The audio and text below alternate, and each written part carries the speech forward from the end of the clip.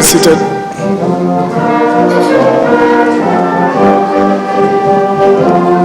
Well, please be upstanding, ladies and gentlemen, as we welcome His Excellency, the President of the Republic of the Gambia, Mr. Barrow.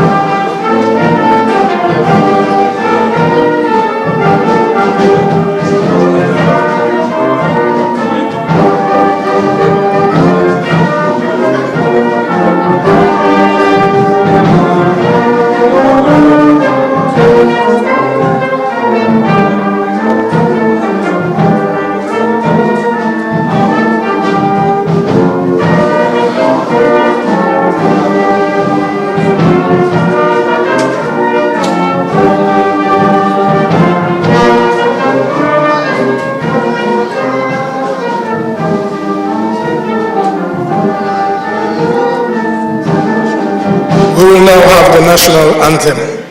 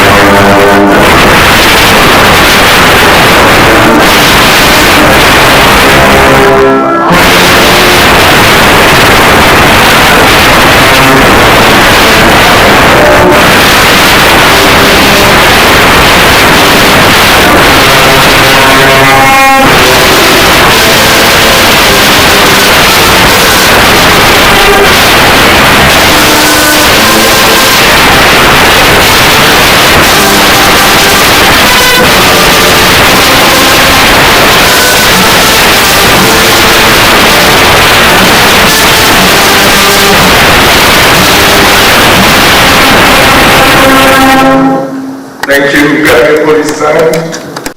You may be seated.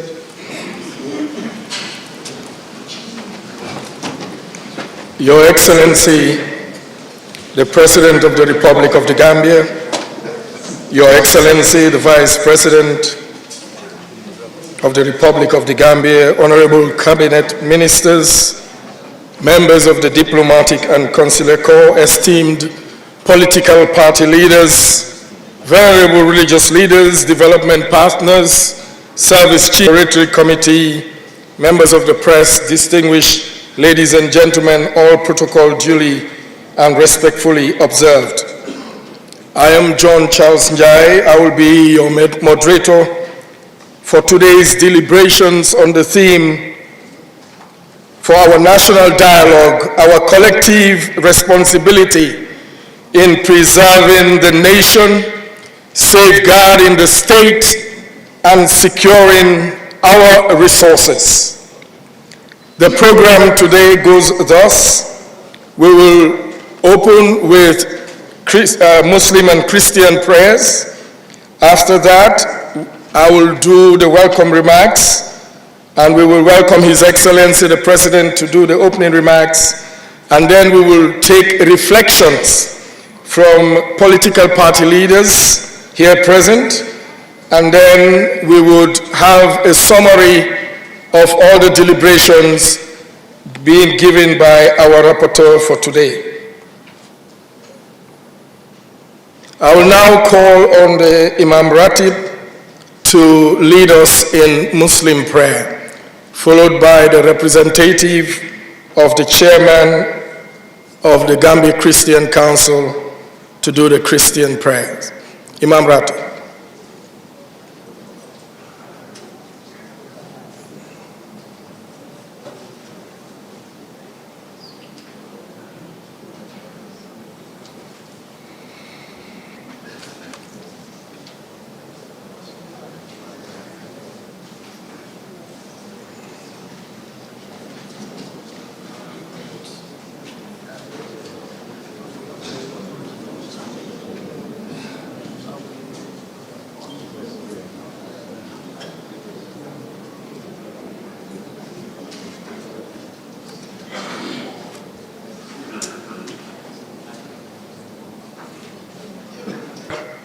والحكمة إن الله كان لطيفا خبيرا الله لطيف بعباده يرزق من يشاء وقوي العزيز الله يعلم من خلق وهو اللطيف الخبير يا أيها الذين آمنوا اتقوا الله حق تقاته ولا تموتن إلا وأنتم مسلمون واعتصموا بحبل الله جميعا ولا تفرقوا واذكروا نعمة الله عليكم إذ كنتم أعداء فألف بين قلوبكم فأصبحتم بنعمته إخوانا وكنتم على شفا حفرة من النار فأنقذكم منها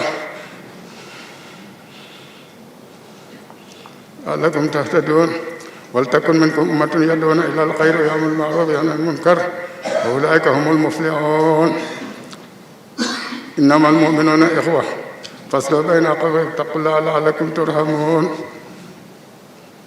اللهم اجعل بلادنا غامبيا بلدا آمنا مطمئنا يأتي رزقا رغدا من كل مكان ونجنا من كل بلاء وقلاء وطاعون وسنن ووباء من جميع ذلك بلادنا خاصة بلاد المسلمين عامة وبالحق أنزلناه وبالحق نزل قوله الحق وله الملك ورحمة لا إله إلا الله لا إله إلا الله لا إله إلا الله محمد رسول الله صلى الله عليه وسلم jërëgeen jëf ñu ngi ndokkeel ñëpp ci award bi nga xam ne bi fils award bi nga xam ne bi Gambia am nañ ko jaarale ko ci président Adama Barrow jàmm jooju ñu yàlla may nag nañ continuer ñun ñëpp ñoo bokk ndey ak baay buñ utee buñ xëccoo buñ defin nañ dimbalante rek insha allah ku ne yàlla dina la jox sa cër yal na yàlla tere réew mi yëpp ñu nekk ci biir ak ñu ci biti yëpp mbooleem parti yeeg ñëpp yal na yàlla def xol yëpp ñu ànd nekk benn liggéeyal réew mi liggéeyal suñu askan yal na yàlla dimbale njaboot gi yar leen ñu jub te jàng te yaru te déggal kilifa yi mag ñi digal ndaw ñi itam di yaram di topp mag ñi yal na yàlla saxal jàmm ci réew mi ak ci àddina bi yëpp darajaay nabil Mustafa wassalaamu aleykum wa rahmatullah maa ngi nag suma mbokki chrétien ki fi teew si ci ñoom ñun ñoo bokk liggéey bi alhamdulillah ñëpp bokk nekk ci jàmm wassalaamu aleykum wa rahmatullah. Thank you, Ya Imam. We now welcome the representative of the chairman of the Gambia Christian Council to do the Christian prayer.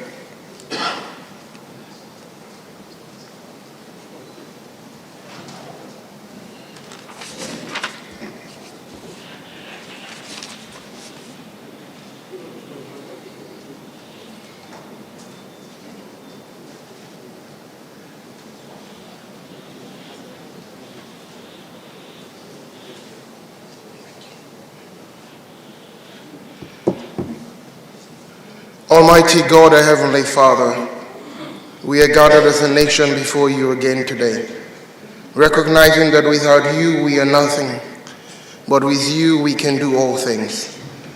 We celebrate the goodness that you give us as a peoples of the Gambia and as a nation that enjoy the benefit of peace, harmony, and prosperity. Mighty God, we are gathered today from different political parties. We are gathered under the leadership of your servant, Mr. Barrow. We do so, Father, recognizing that you are the Father of all humanity. And Father, in your home, you bring people together. And as you do that today, Father, we recognize your presence here with us, so that under his leadership, we will be able to come together and remember that even though we come from different perspectives and different point of view, we will do so having one objective in mind, the Gambia, our homeland. Mighty God, we ask, O God, that as we continue to reflect on our national anthem and the ideas that are put before us so that we can work together, may we do so to liberate people from kind of slavery ideologies that puts us backward. Father, help us to liberate people from ideologies that would not put our allegiance to the interests of the nation. Father, we ask today that you will help us to work together. Even though we will come with our interests, may we put our selfish ambitions aside and put the nation ahead of us. As we do so, may we remember not only to tolerate one another, but to respect one another's viewpoint. Not only to respect, but to revere out of love for you, God, and out of love for one another. We pray, oh God, that Father, as we work together and as we speak in freedom and as we speak in honesty, as we speak in truth, we will do so recognizing the need to safeguard the integrity of one another. Father, we pray that as we come together, we may recognize that, Lord, as we do so, we will be doing so for the interest of posterity, for our children and our children's children. So a day like today is a day we will celebrate, that we can come from wherever we are, from whatever ideas we have, and put those things aside and look at the Gambia and look at the ways we can put our efforts, our resources, our ideologies together and move this nation forward. So Lord, in such gatherings, we do not permit evil intentions. In such gatherings, we do not permit selfish ambitions. In such gatherings, we do not permit any demonic activities, witchcraft, all those things that would work against the progress of our nation. We only permit the blessing of God. We only allow, oh God, you to be the director of this program, and you alone, your name be praised and glorified, so that we would go back and remember that as Jesus has taught us, in all our doing, love God with all our hearts, with all our mind, with all our soul, and with all our strength. And through that, we can love our neighbors as ourselves. But Father, we go one step further. Jesus has taught us that we must love one another as he has loved us, laying down his life for us. May we as Gambians today learn, as we come together from wherever we come from, to lay down our lives for this nation, to lay down our lives for the progress of this nation, so that when we talk, we do not talk self. When we talk together as one. When we talk together as brothers and sisters at the table of the same family, the nation, the Gambia. For we know we have one God. He is called the God of nations, but he is to the Gambia ever true. So Father, we sit under his blessings today and declare this program under his blessing a success, a prosperity, a harmonious one, a peaceful one, and one that will take us forward. In the name of Jesus Christ we pray, the name above every other name. Amen.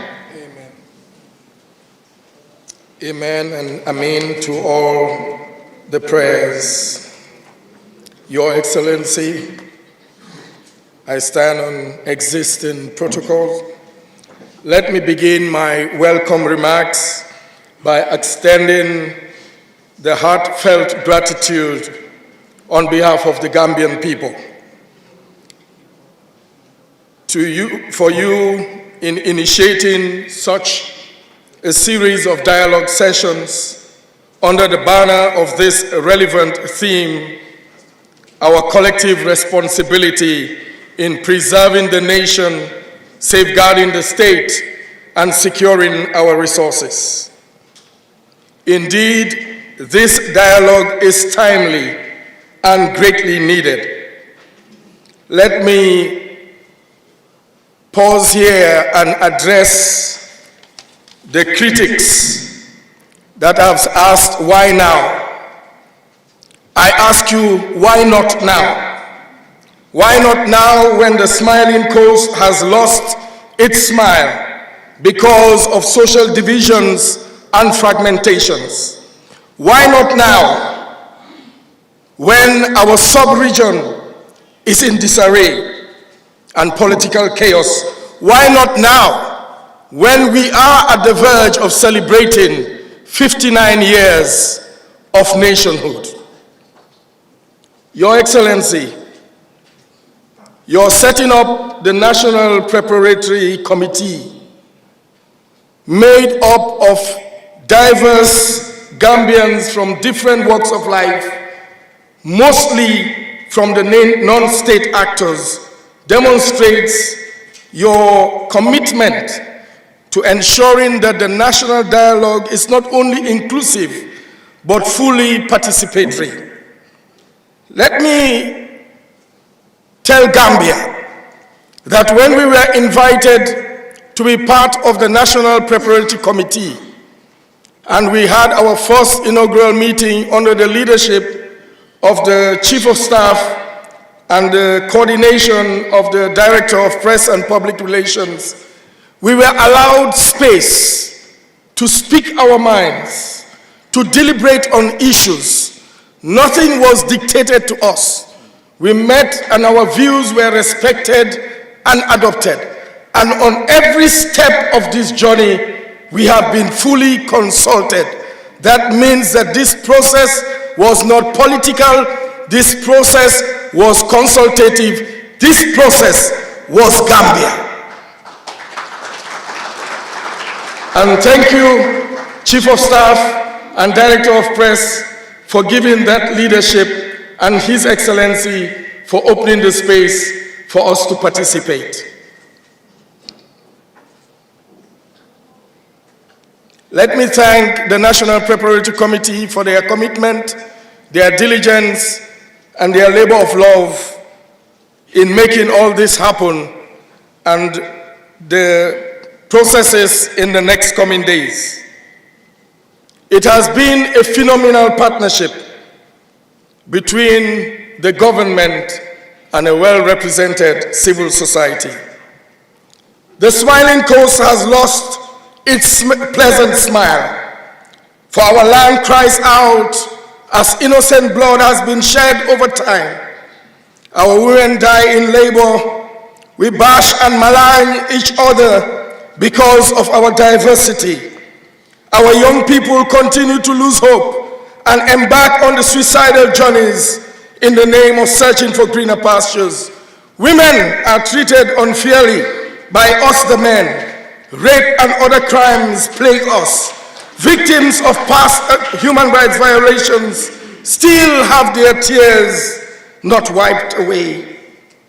This picture indeed may be bleak, but today we can decide under this forward-thinking theme to put the blame game aside and give way to our collective responsibility in preserving the nation, safeguarding the state, and securing our resources. Today we gather on this sacred ground of the seat of power. We come together from diverse political persuasions, different faiths and ethnic groupings from far and near, manifesting in real time the phrase in our national anthem, joining our diverse people and proving our brotherhood and our sisterhood. This coming together to have an open discourse on what affects us as a nation, in spite of our differences, presents us a unique opportunity for togetherness in forging a way forward for our beloved motherland. And it also gives us the much needed hope as citizens. It also presents us with the prospect of being an example of political maturity and acceptance in our sub-region, therefore inspiring hope and a new lease of life to a region that is on democratic life support. The ball is in our court, and I am confident that the invitation from His Excellency the President and the acceptance and presence of our valued political leaders demonstrates our willingness as a people, our love for country, and our commitment to partnership for Gambia's progress. We will hear from you today.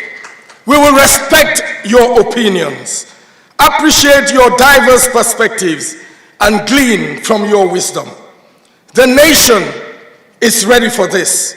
Posterity beckons for greater and faster progress, for in togetherness we will surely move faster. Your Excellency, distinguished ladies and gentlemen, in closing, my welcoming remarks I humbly submit for the approval of all political leaders and the nation at large, that from today we bury the tag opposition parties, for I really don't understand who is opposing who or what. Holding divergent perspectives does not have to translate to opposition, but rather a complementary partnership. Men and women perceive life differently, but in the home, they are husband and wife, a team, a partnership for the good of all. Political leaders, see yourselves as partners for national progress.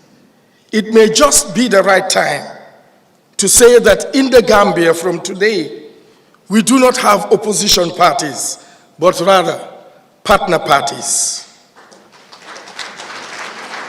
Let us put the capital S back on the smiling coast. Let us be the shining star of democracy and a beacon of hope to other nations.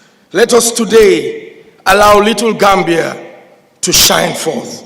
With this, I thank you for your kind attention. Ladies and gentlemen, allow me now to welcome our host, His Excellency the President of the Republic, to give the opening remarks. Your Excellency.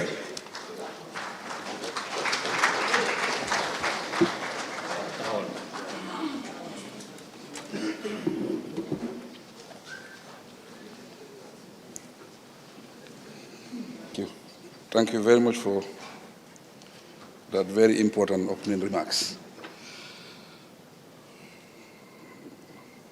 Your Excellency, the Vice President, former Vice Presidents present, Honorable Cabinet Ministers, Honorable National Assembly members, leaders and representatives of political parties, representatives of institutions and organizations, fellow Gambians, and friends of the Gambia. I think I stand to be corrected because we have many experienced politicians in this House. But I think this is the first time in the history of our country where such a very formal meeting between all political parties is happening. Maybe I stand to the question.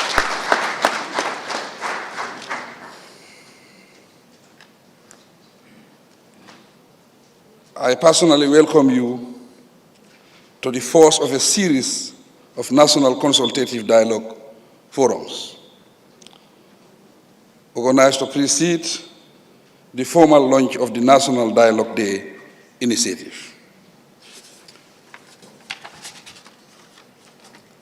I established a National Dialogue Preparatory Committee comprising representatives from a cross-section of institutions and organizations in the country to coordinate the activities leading to a national dialogue forum.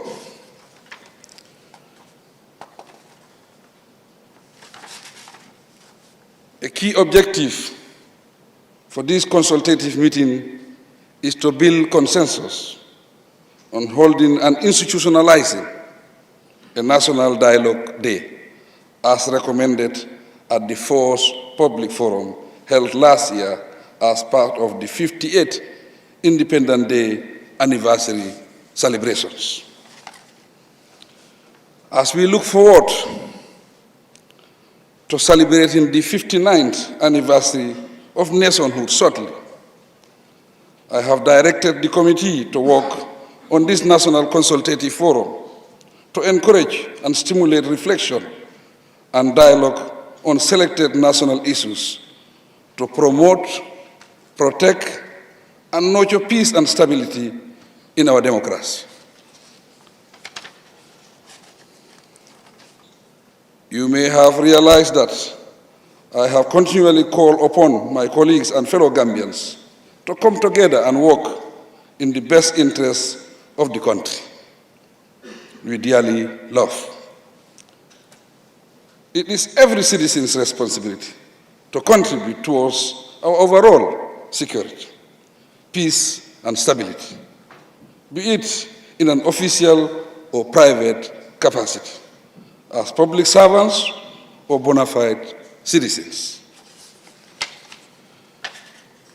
My government holds the view that we should always try to forge national consensus on national issues that generate divergent views.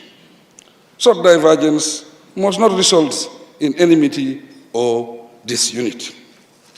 Instead, it should be tapped into as a source of strength for us to tolerate, appreciate, and empathize with one another.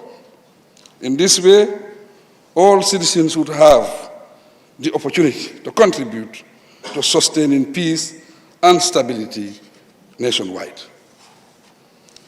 Fellow Gambians and colleagues, it is absolutely necessary for us to come to terms with our collective responsibility to work together in the interest of our dear motherland and her people.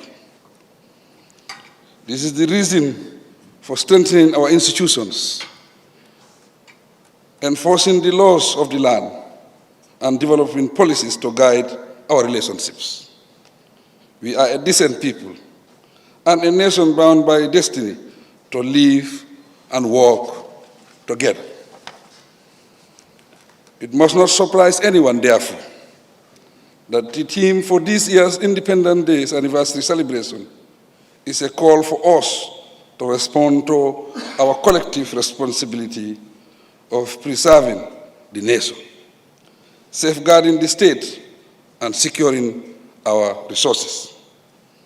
The task is for us as political leaders, stakeholders, and citizens to find ways and means of positively translating this broad theme into action. As leaders and public opinion influencers, we have a big stake in the nation. Thus, we also have the huge responsibility of striving to maintain peace and stability. Huge as it may be, we can achieve this by consciously avoiding and diffusing political or social tension through our public engagements with the people within both the public and private space we occupy quite frequently. Moving forward, I call on all citizens who can do so to actively participate in the upcoming national dialogue with a view to reinforcing the social cohesion and tolerance that exists in our society. The thematic discussions are proposed to cover the political environment, religious tolerance, ethnic diversity, sovereignty, security, safeguarding the media and democratic space, irregular migration, and empowerment of our youth.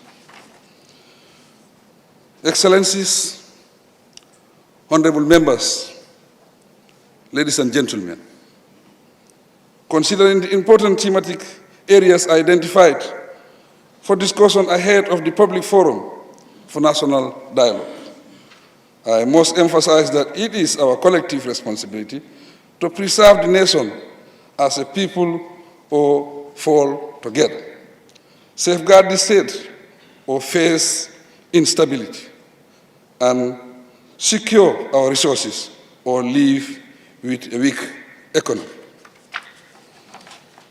We live in a world of uncertainty, instability, and insecurity. So we must act collectively and resolutely ahead of any potential unrest or calamity. We are blessed in the Gambia with positive social norms and values that can always bring us together and help us to preserve our warmth and brand as the smiling coast of Africa. With these remarks, I invite you all to objectively reflect on the theme and sincerely share your thoughts to enrich the discussions and positively influence the outcome of the deliberations. I thank you for your kind attention.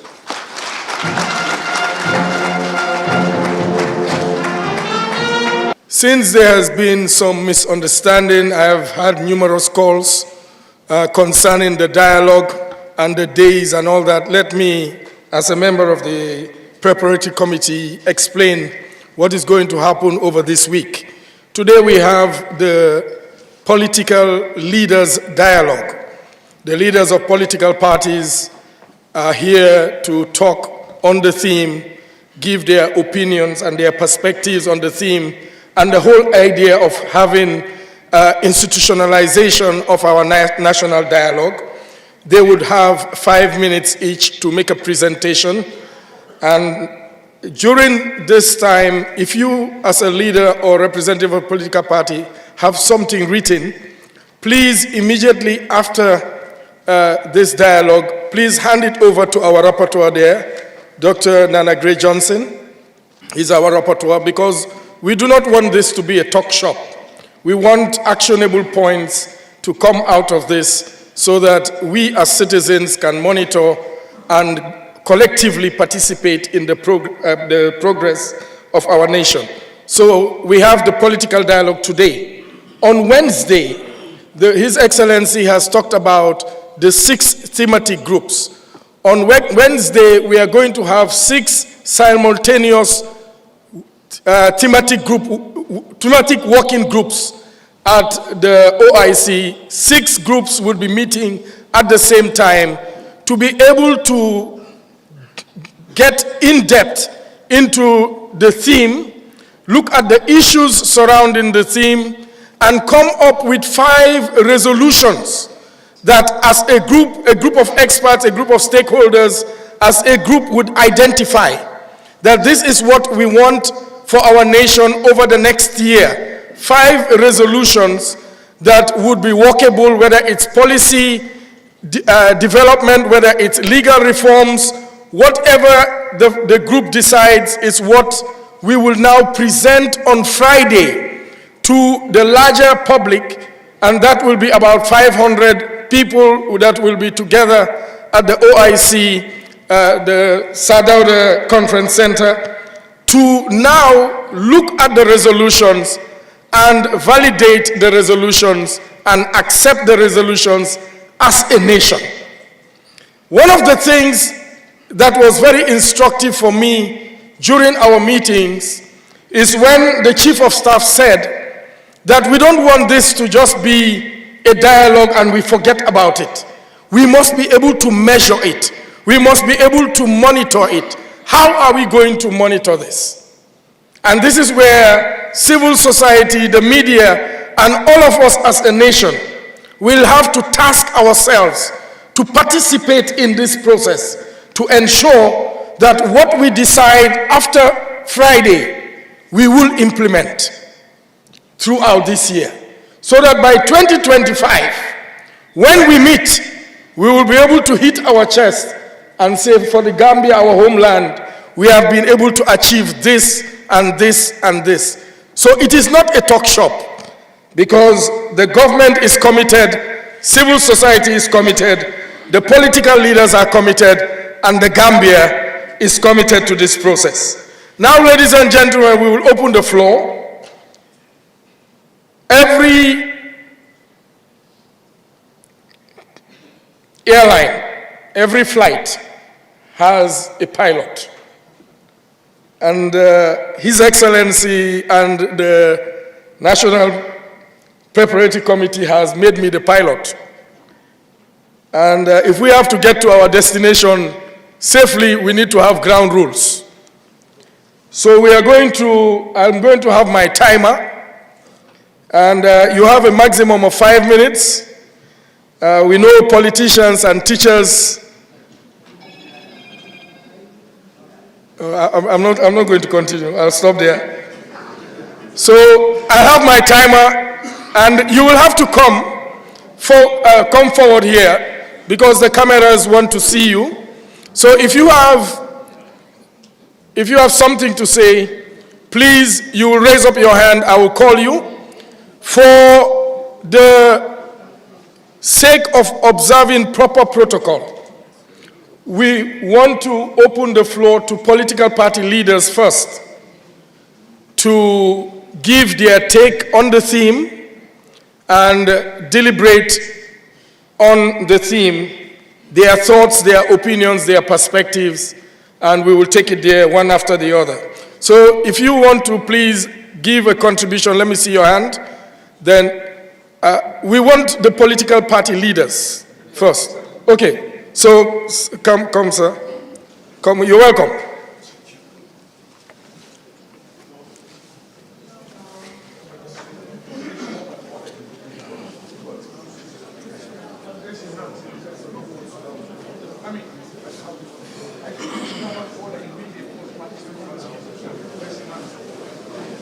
His Excellency the President of the Republic of the Gambia, President Barrow, His Excellency the Vice President, Permanent Secretaries, Service Chiefs here present, political leaders, the press, distinguished guests, ladies and gentlemen, and all other protocols duly observed.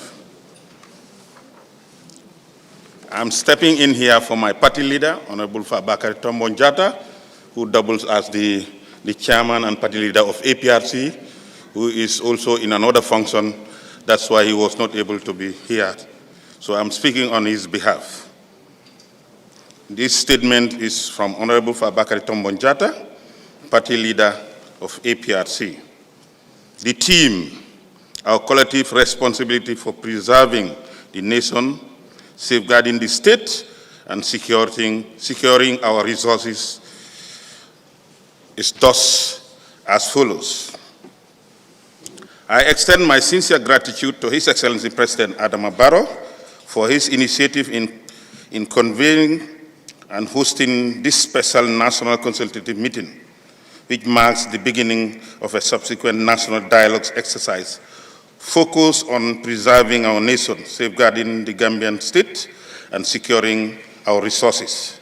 I am deeply honored to have been invited as a stakeholder to participate in this session. And I commend all political party leaders and stakeholders who have been invited to engage in this preliminary discussion. As the representative and party leader of APRC party, recognized as one of the principal stakeholders in this process, I am humbled by the trust and recognition extended to us by the President. The fundamental points outlined for deliberation reflects the President and his government's aspiration for sustainable political stability, religious tolerance, social cohesion, ethnic diversity, national unity, commitment to the states of unity, and securing both our material and human resources for generations to come. Each of these sub-topics presents a wide array of ideas and proposals that cannot be thoroughly explored within the limited time allocated for discussion. Nevertheless, as a politician and leader of APRC party, I firmly believe that the Gambia, since independence, has been blessed with conducive characteristics, perhaps due to our compact size and cultural diversity, which have settled us from many of the contemporary geopolitical crises playing around the third world nations. I strongly believe that since our independence, our politics has been anchored in sustainable peace and stability, and commemorate religious tolerance and a healthy ethnic diversity that fosters values such as intermarriage and peaceful coexistence. Mr. President, distinguished ladies, stakeholders, please allow me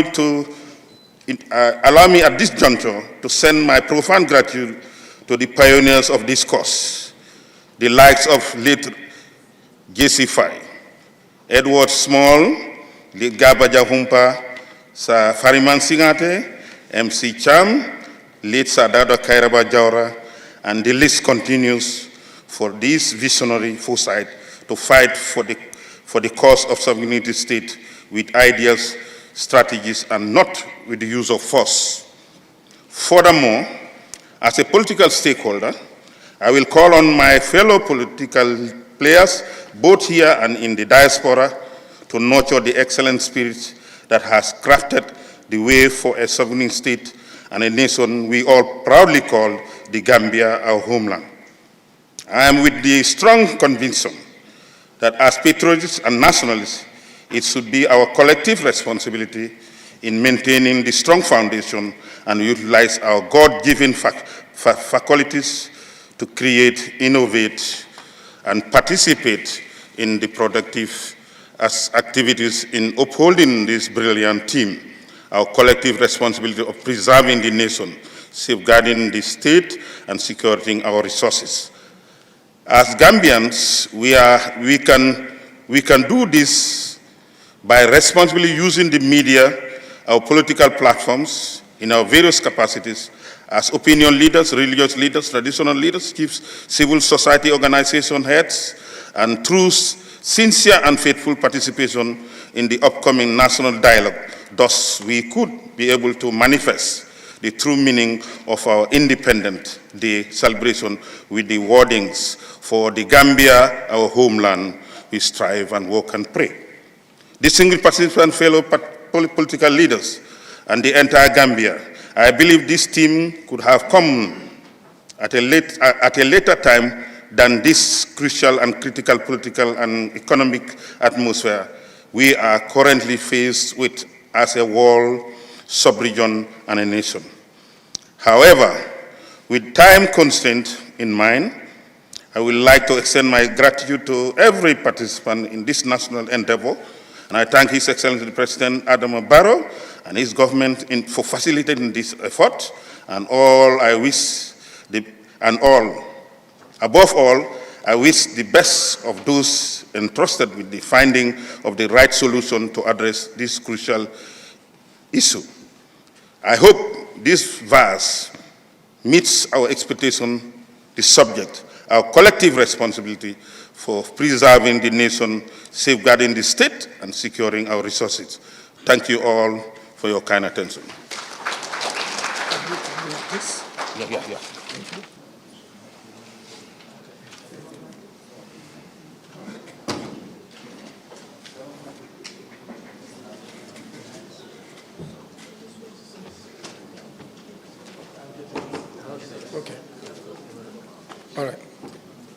Sorry, can I have a member of the preparatory committee? One of you, please come forward. So if you want to speak, please, if you can raise your hand so that we can get the order. We do not just want to follow the list because it's voluntary for you to contribute. So the order would be determined by you. So please raise your hand and Mr. Barrow will just write the order. Okay, just please raise up your hands. He will write the order. He will write down the order in which you will be coming.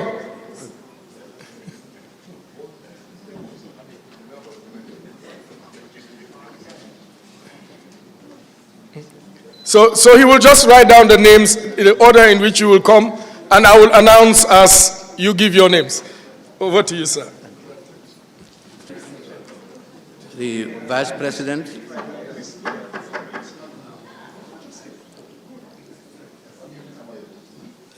my greetings to all party leaders,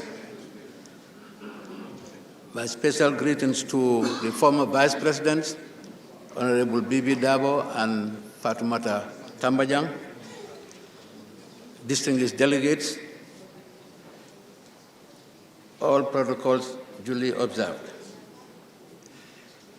We thank the PPP, thank the President for the invitation given to us to attend such an important historic occasion. PPP is represented by our National President, Aji Duta Kamaso, and our National Mobilizer, Uncle Sanusi Toure, and myself. Mr. President or the Chairman, this meeting is long overdue, but it's better late than never. We must be thankful for the relative peace that we enjoy in a region beset by political instability. Therefore, we must thank ourselves and the leaders for that protection. It's our collective responsibility to preserve, maintain, and protect that peace. While Gambians have the ultimate responsibility, the government must be seen to act impartially at all levels and at all times, including resource allocation, employment, etc. Civic education must be encouraged. Security of life and property be enhanced, while the security sector reform must be expedited. Our peace is threatened, Mr. President. If we have difficulty in having food on our tables, we have a problem. There is a food insecurity, unaffordable basic commodities, petty thefts, corruption, unaffordable goods and services, high unemployment.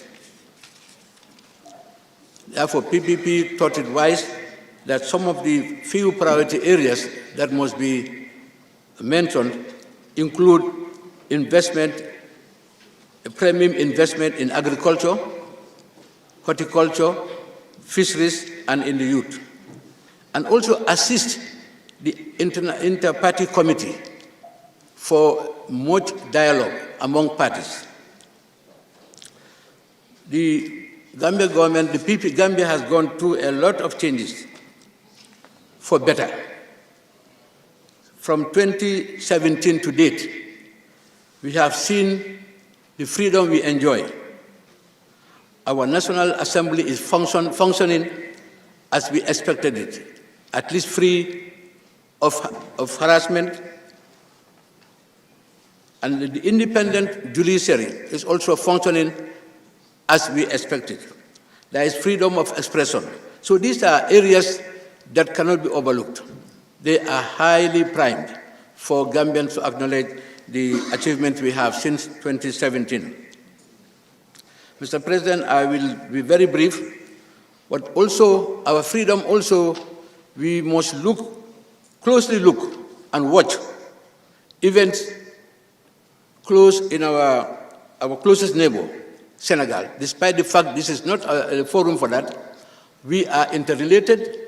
We are together as one people. While as a government, you have limitations, and as a people, we have our limitations. They are a sovereign country. We must be careful how we attend to that, but also we should not let Senegal, if anything that we can do to talk to anyone that can temper the temperature, that will be helpful to Senegal. We should not sit down and see challenges, face them. Eventually, we will feel it here. Whatever the government is doing, that's at their level. But it's a sovereign country. We are a sovereign country. But we believe that the president, our president, has close personal relationship with the president of Senegal. We believe that with telephone call, something can happen. If not, we, as a collective responsibility of other parties, president can call us as a dialogue and see what we can do. First, as neighbor, as family, and as friends. This is my thank you so much. Thank you. Thank you so much. Please, when you come, can you please introduce yourselves and your party? Then, and then if you have a write-up, as I said, please leave it with me so that I can hand it over to the rapporteur. We now call Honorable Ahmad Ba from the ANRP.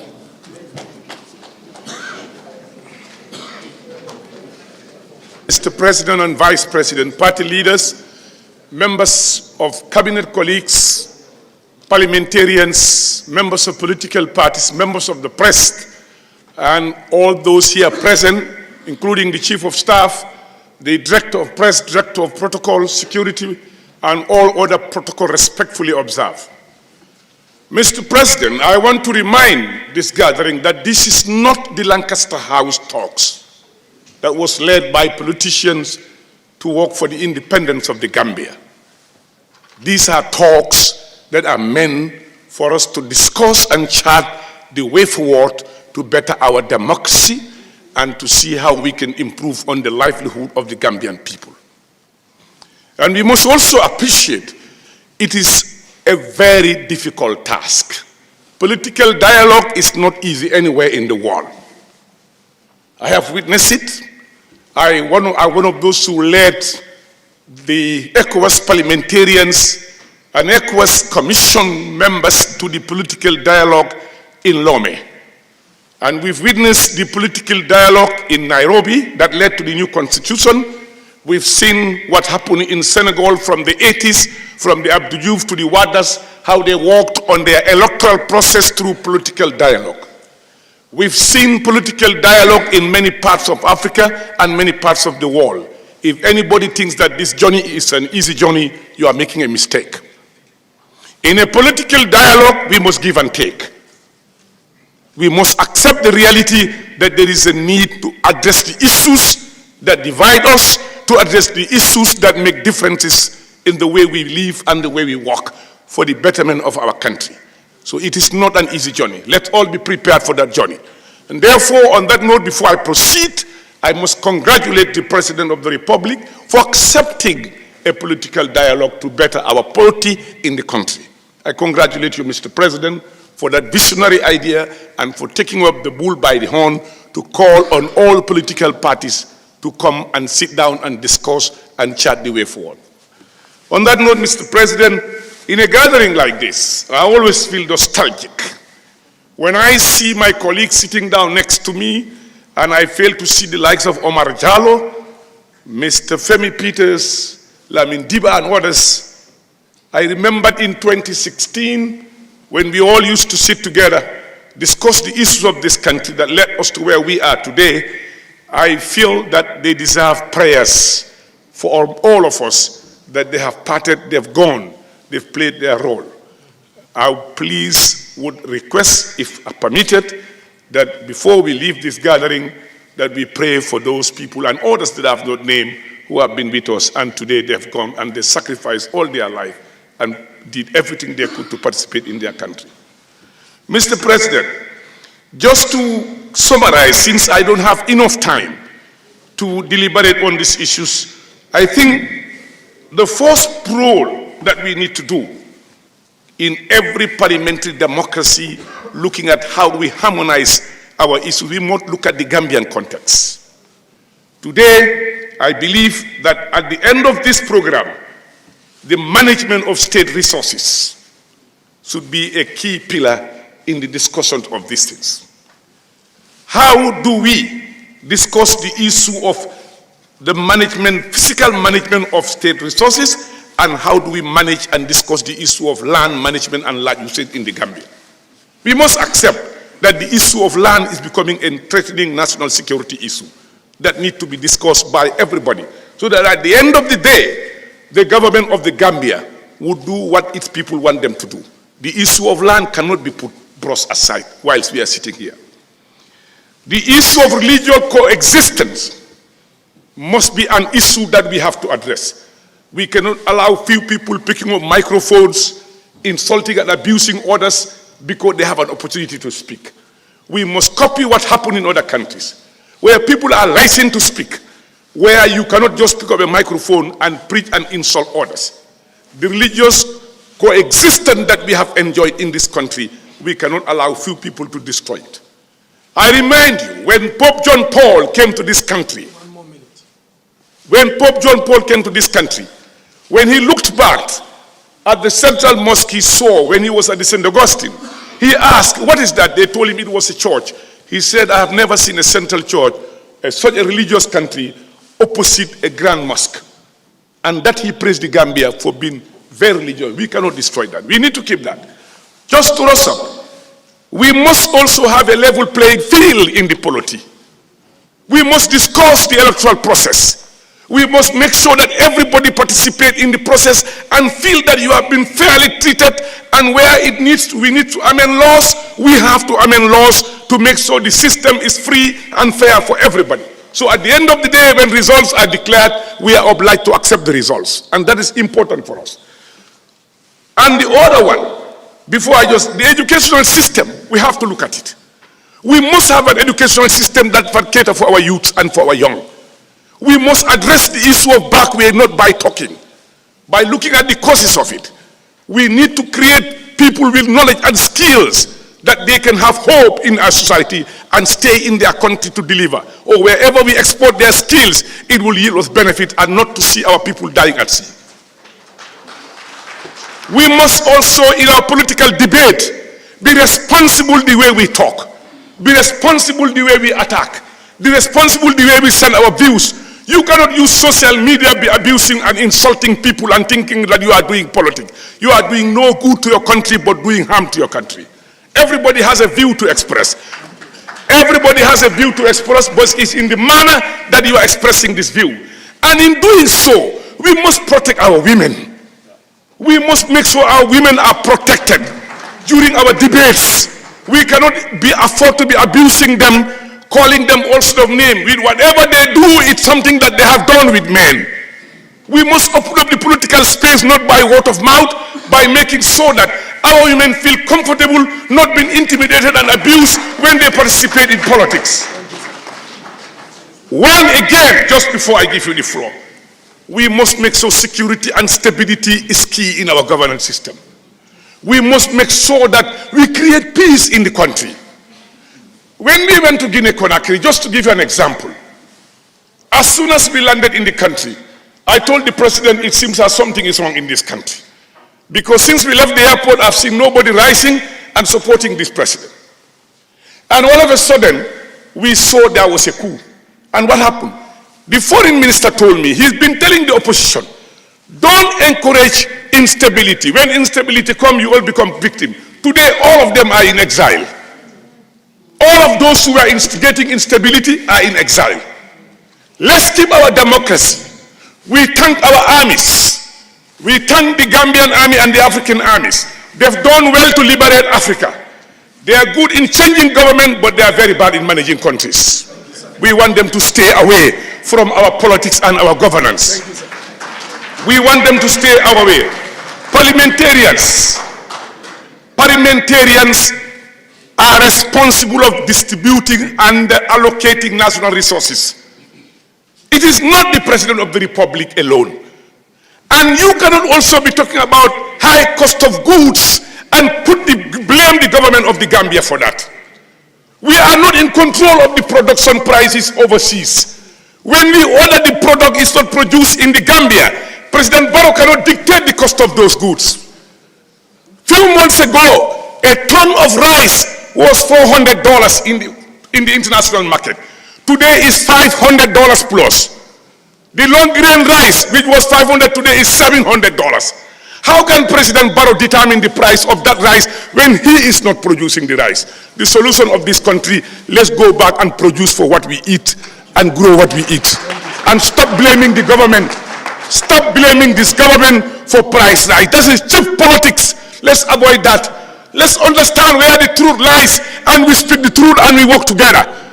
So that when we leave this hall, when we finish these discussions, we could come out with a document that would amend our laws, come out with a document where everybody will respect each other, and we move the interest and the advancement of the Gambia forward. Thank you. Can we have your notes?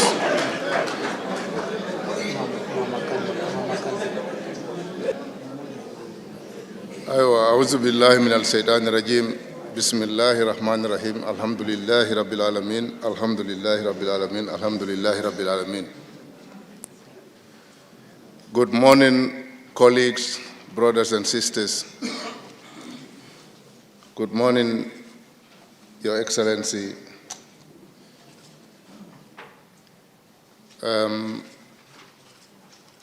First of all, I want to thank His Excellency, the President of the Republic of the Gambia,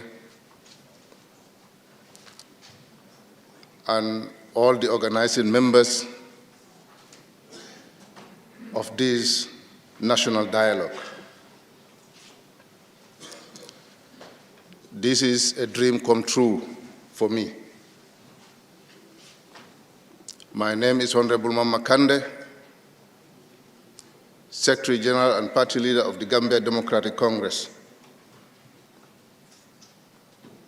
Your Excellency, I'm very proud and happy today.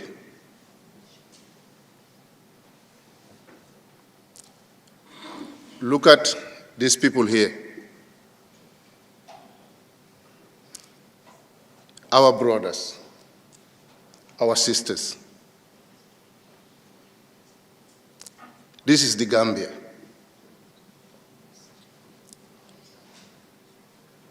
This is the Gambia that we want to see.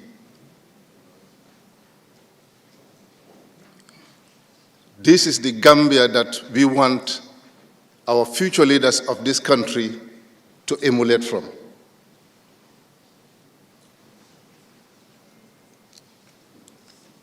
I believe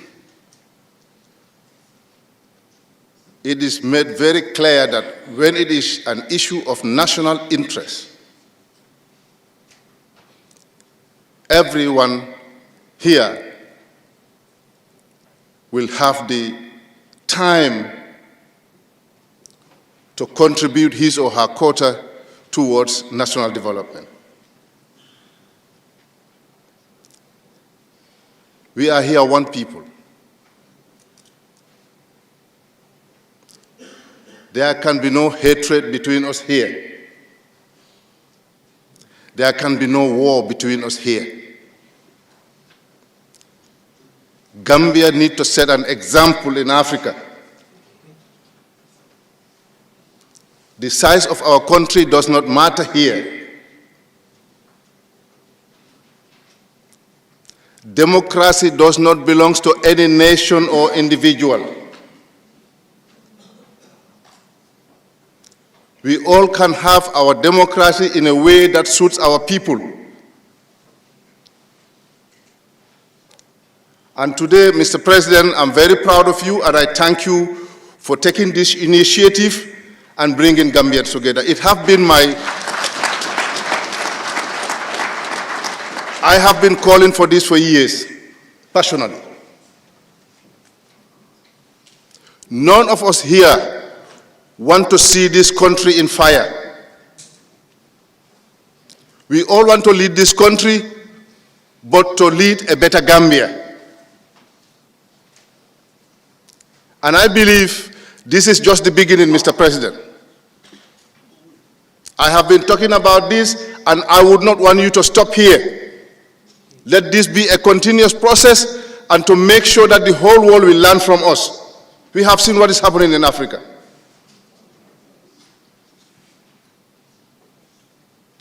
There are a variety of issues that need to be discussed. There are a lot of challenges in this country that need to be discussed. So I believe it is just not possible to have it within 3 or 5 minutes. But this is just the beginning. Let's create more room for ourselves as a nation, bring our ideas together to move this country forward. There are a lot of challenges in this country. A lot of challenges, so we will not have time to discuss all this. But I can say that this is the beginning, and the doors are open, and I believe it is not going to stop here.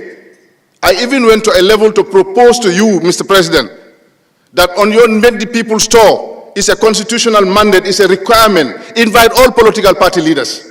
It is not a political tour. Invite all political party leaders. Let us be there together, and the whole world will see that we are one people. In this way, we will do away with the politics of hatred, politics of tribalism, politics of religion. The moderator have said it here, that we are losing what the Gambia is known for, was the peace and stability and the smiling coast of West Africa. Why are we losing that? Why is it that no Gambian is safe at the moment? People are killed left, right, and center. This is not our culture. I believe all of us together we can make a change for better Gambia. We have to protect our women, our children, and our sovereignty as a nation. So, on this note, I don't want to take your time. I hope that there will be a time created for all of us where we can bring in more ideas, put our hands on deck together to move this country forward. I thank you.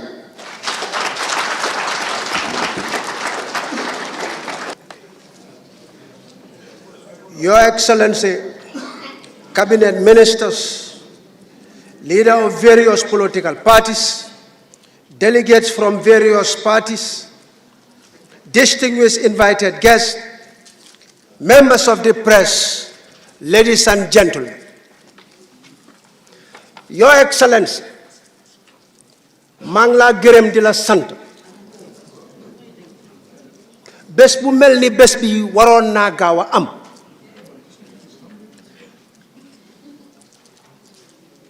boo leen gisee ma jóg di wax ci olof nañ leen sóoraale ñi nekk suñ gannaaw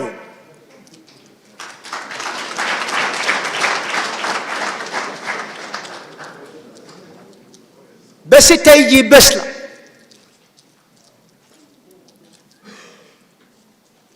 foo gis tey safara am ci dëkk ñun political leaders yi ñoo koy taal bon nag nañ leen ñu sóoraale ne amuñ fenn réew mi lañ am nañ leen ñuy ñeme pour toog pour waxtaan ñaaka déggoo amul ñaaka waxtaan moo dee am te fu ñaaka waxtaan amee rek musiba dina am bon yaakaar naa ne Afrika dafa jooy ba sonna fi mu nekk buñ leen amalantewut yërmande dëkk bii du dem kanam ndaxte tey nguur benn nit mënu koo yóbbu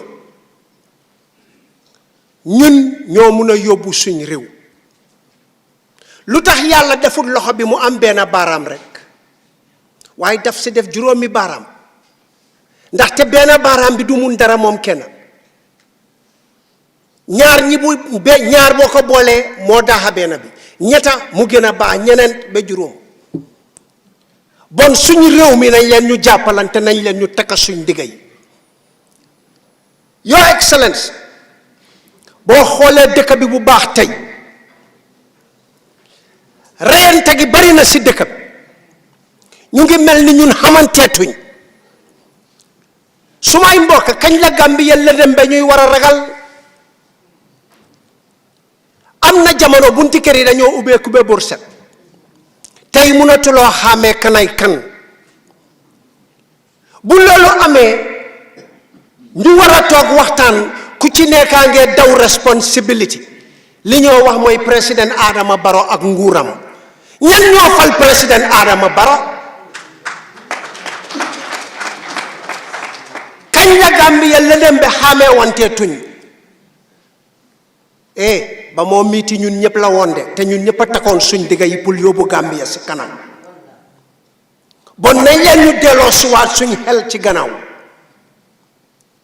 nañ leen ñu ubbi suñ bët ñu bàyyalante xel suñu réew mi nañ leen ko jàpp ak ñaari loxo te añaan ci suñu alal la ñoo ko moom gan yaa ngee dugga ci suñu réew mi kenn mënatut a xam kanay kan musiba gaa ngi bari bu njëkk dañoo am séedoo jamono ji tey ku am renka ko ci sa faar yi doo xalaat keneen te li yóbbu loolu rek mooy nañ leen ñu bokk ñu waxtaan Your Excellency njaboot gi yaa leen moom tey yow la yàlla jox réew mi mu neex la mu naxari la foo jaar di nga yaate oyof te am yërmande waaye nag yërmande yi dafa am fu mu am Your Excellency réew bu ñu ko dënkee dafa am yërmande fu moo am boo ci buggee ëpp yërmande di nga fel sa responsibility te itam Gambian si ñun ñëpp dañ am responsibility mooy let us be our brothers and sisters keeper réew mi li fee dox tey du yoon du dëgg nañ leen ñu yërëmante bagaas yi seer tey ko ci gis boo ko joxee place mu ngee ne kii suma raka la kii suma mag la ñoom lay jox place bi duñ ko jox ñi ko yoloo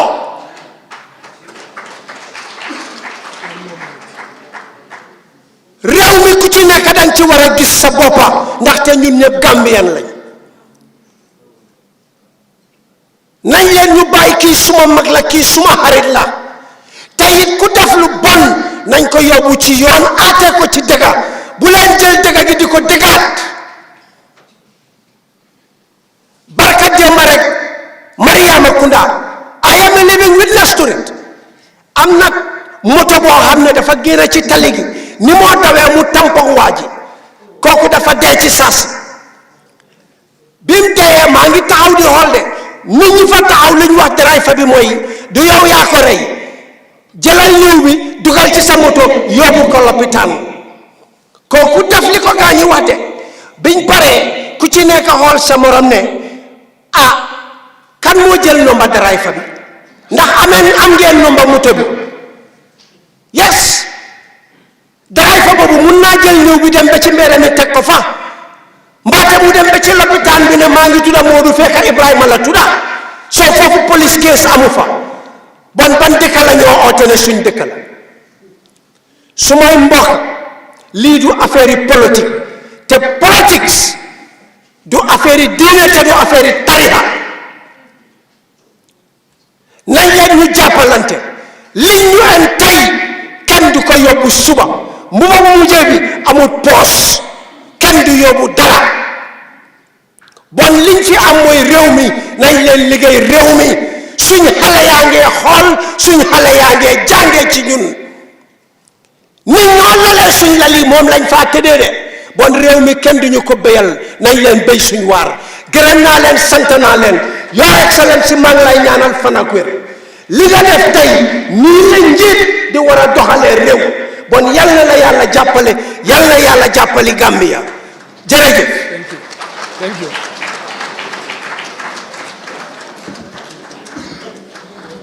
Thank you so much, Honorable Henry Gomez, passionate as usual.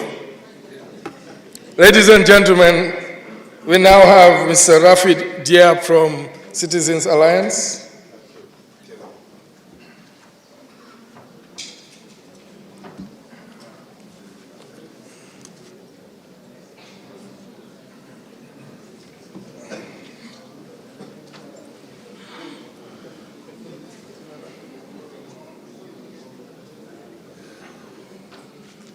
and we are praising him for being able to come up with this initiative, because we have to understand that in politics, one should not be emotional in the way you react. It's always important to always put country first. I'm actually here representing Dr. Ismail Assise, who couldn't make it because he's not in the country at the moment.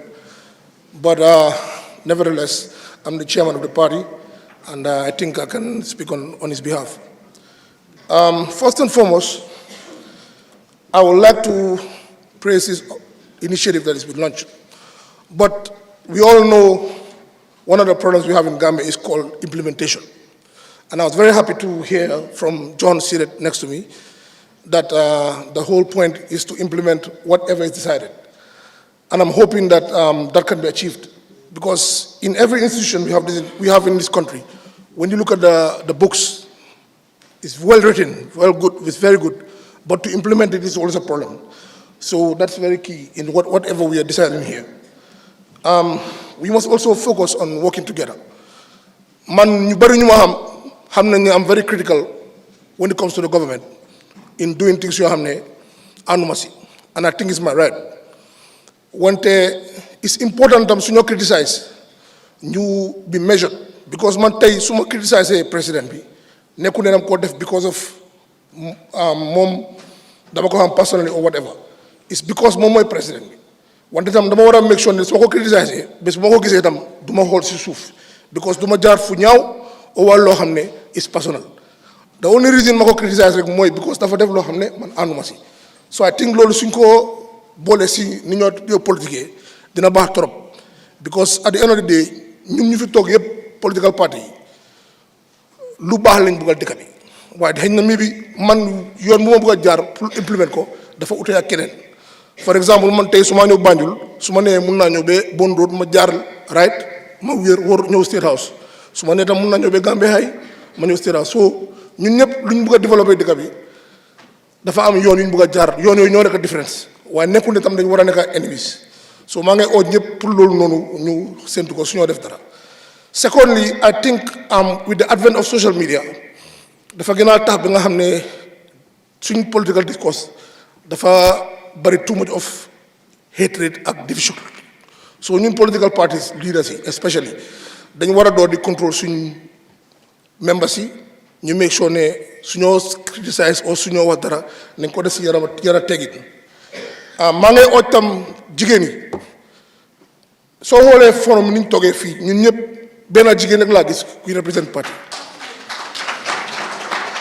fii. bépp leader bu fi toog depuis indépendance ba léegi jigéen ñoo la votal, because jigéen ñaa fi ubba, te soo demee si côté bi jigéen yaa da gën a participer si rally yi ak yooyu noonu. maa ngi oo jigéen ñu gën a taga seen digga ñu bokk si political process bi, because soo leen ko defut de kenn du leen ko defal.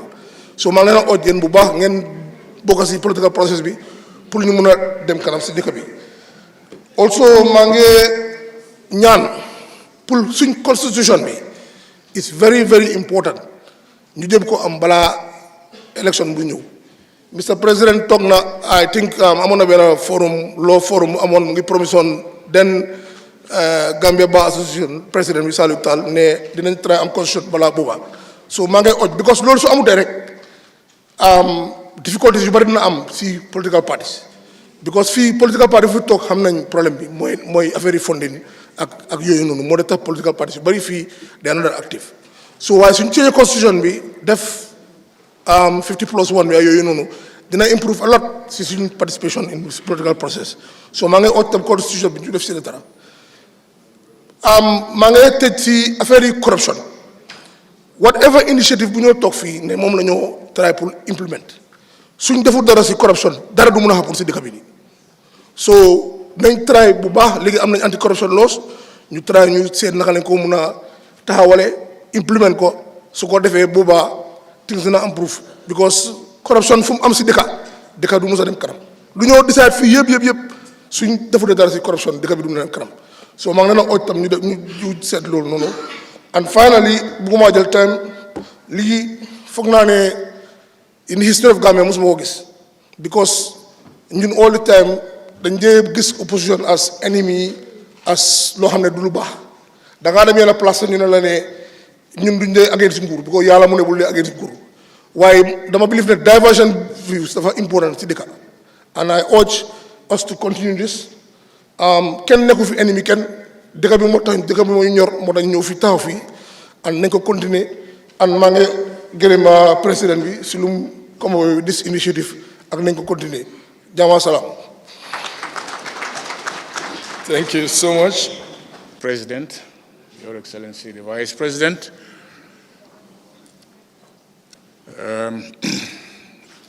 Cabinet Ministers, distinguished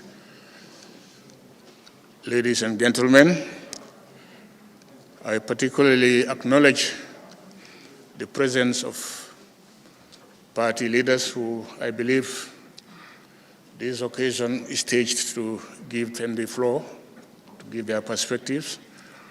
I salute all of you. As they say, all protocols duly observed. Your Excellency, President Barrow, when your kind letter of invitation reached us at Gambia for All, we felt honored. We therefore like to thank you. We are also quite pleased to find ourselves here today to attend or even participate in this meeting. We do hope and look forward to learning from it, if not to contribute, but to at least learn. For this, we thank you very much. We've noted also the way this dialogue process is conceived of in terms of how it is structured across planned, what do you call them, fora, sectoral fora, technical fora, to culminate in an open forum here, I think on the 16th. And we took note of the interesting subjects which have been selected for deliberation as themes. We really don't have much to say or to quarrel about that. We find the different themes quite pertinent, and we are quite hopeful that if justice is done to them, the outcome will be to the good of the country, and for that we commend you. I wouldn't even want to go into details of it, simply to observe that because of the urgency attached to it, we are particularly delighted that the management of public resources is listed as one of the topics that will be considered. Not to say the other topics are not important. In fact, as I said, the list is not necessarily exhaustive. But there is a particular urgency, in our opinion, Gambia for All, to reflect on the management of resources, not only as a democratic requirement, because equitable and effective management of resources goes to the heart of good governance, which is the heart of a democratic system. But secondly, ours is a situation of dire resource constraints amidst increasing needs of our people. So therefore, how we manage those resources is a very critical issue. And unfortunately, it's not just our observation at Gambia for All, but if you follow debates, if you also observe the mood in the country, there is a lot of concern and disquiet about a number of things going on that affect the management of resources, that even in some cases are tantamount to mismanagement of resources. I can cite, for instance, the issue of corruption, which has been talked about for a long, long time. And when we reflect now, over the 7 years since the change from a system which must not be forgiven for its record of mismanagement, but at least it's understandable in the sense that it was a dispensation which was by its very nature inefficient and corrupt. That's a dictatorship. Since 2016 change, the expectations have been that there will be a decisive and effective move away from the scourge of corruption. And yet, what we are seeing in terms of what has been revealed by inquiries that have been carried out, as well as regular periodic audits, is that if anything, corruption continues to fester, and therefore a major threat to effective and good management of our resources. Allied to it also is the question of commitment to ensuring accountability. Here we have to go again to the implementation of recommendations that arise from audits and other probes. Again, we are seeing with some concern, developments which really don't seem to satisfy us. There is the fact, for instance, that when we look at the long period of stewardship under the dictatorship, the only or the major attempt to ensure accountability for wrongdoings during the time, apart from, of course, the human rights abuses which the TRRC process seems to be wanting to address, has been just the Jane Commission, whose scope, in my opinion, is rather limited in that it focused on the person of Mr. Jame and his close associates. I think the term was close associates. But it's difficult to make us believe that the mismanagement that had gone on during those long 23 years was limited to only what Jame and his people did and his close associates did. I think a much thorough probe into what has happened going on would have been given a better signal to our commitment to ensure accountability. That apart, even the little outcome that we got from those inquiries in terms of their implementation and subsequent actions, which we seem to see as a reversal of what had been established against them, or in a way helping to cover up for impunity. These are worrying concerns. Closely associated again with the management or mismanagement of resources is the issue of waste in the government system. The state is proving extremely difficult and onerous for an economy like ours. I think this has to be looked at. It has to be looked at very seriously. The way government resources are budgeted don't give the governed, those who are not in the government, a fair chance to bargain. We have to take what has been decided for us by the governors, the executive and the legislature. But if we had given a chance, I think we would have said, no, you are charging us too much for this. You people are charging we, the governed, too much for what you provide. I think that needs to be looked. There's another area which needs to be looked at carefully if we're going to improve on the resource management. Take, for instance, the civil service or the public services. Obviously, it's over-bloated, it's top-heavy, and unnecessary. Some of us have had experiences, at least of what the tasks fall to some of the outfits we see. Take, for instance, our diplomatic missions. I now see the norm is for missions to be over-bloated with ambassadors, deputy ambassadors, and so many, which are really not necessary at all. And these are very expensive, they make very expensive indents in the use of public resources. So waste is also another aspect which I think should be included in the consideration of the management of resources. Maybe I can cite a few more, but maybe I'll stop there. Just to give you an example, my reasoning behind saying that there is special urgency that should be attached to the consideration of the area of resource management to look out for possible improvements in that direction.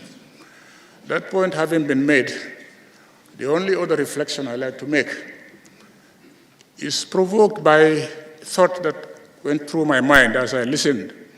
As I said, I did note the way this particular dialogue is structured, and I have no much quarrel with that.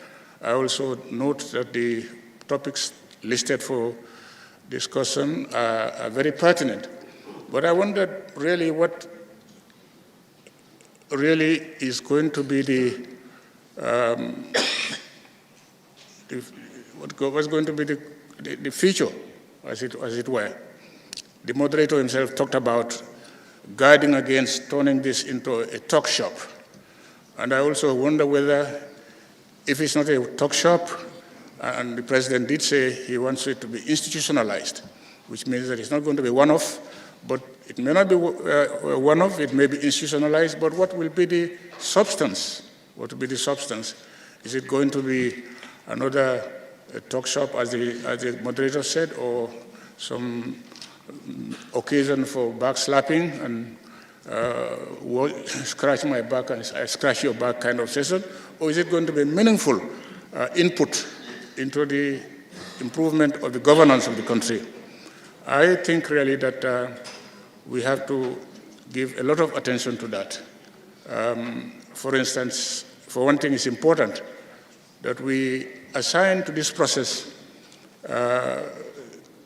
matters that don't necessarily bring about stepping on each other's feet, on each other's shoes. There is a government in place which has got the mandate to run and has, of course, got to decide on direction of policy.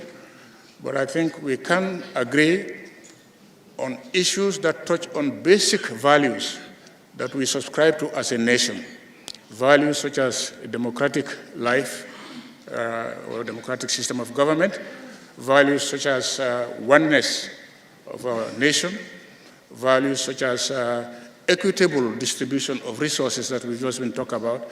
And whenever those issues appear to be threatened by happenings or absence of happenings, then I think it's necessary to think of an appropriate forum for consulting and getting alternative views, if possible, with a view to building consensus. It's important that we go for a style of government which makes consensus building an essential feature, if not a cornerstone, of our governance system. This is really my reflection that I want to contribute to the idea. Not so much about the present session that we are convening, but the future of this as a style or as a feature of governance in the country. I think dialogue is important. It ensures inclusivity. It also goes to, as I say, help in building consensus, which is necessary in a small country like ours. I think with those few remarks, I want to take leave and thank you once again for Mr. President for taking the initiative. Thank you. Thank you so much, sir. As we said earlier, as a matter of fact, all the different themes are being led and facilitated by members of civil society and other stakeholders, and the resolutions would be spelled out, and we would all collectively make sure that we participate in the implementation. Now we invite Mr. Alhaji M. Barrow from GAP. I would want to continue to ask that we please move with the time so that everyone has an opportunity to speak. Mr. Barrow from GAP.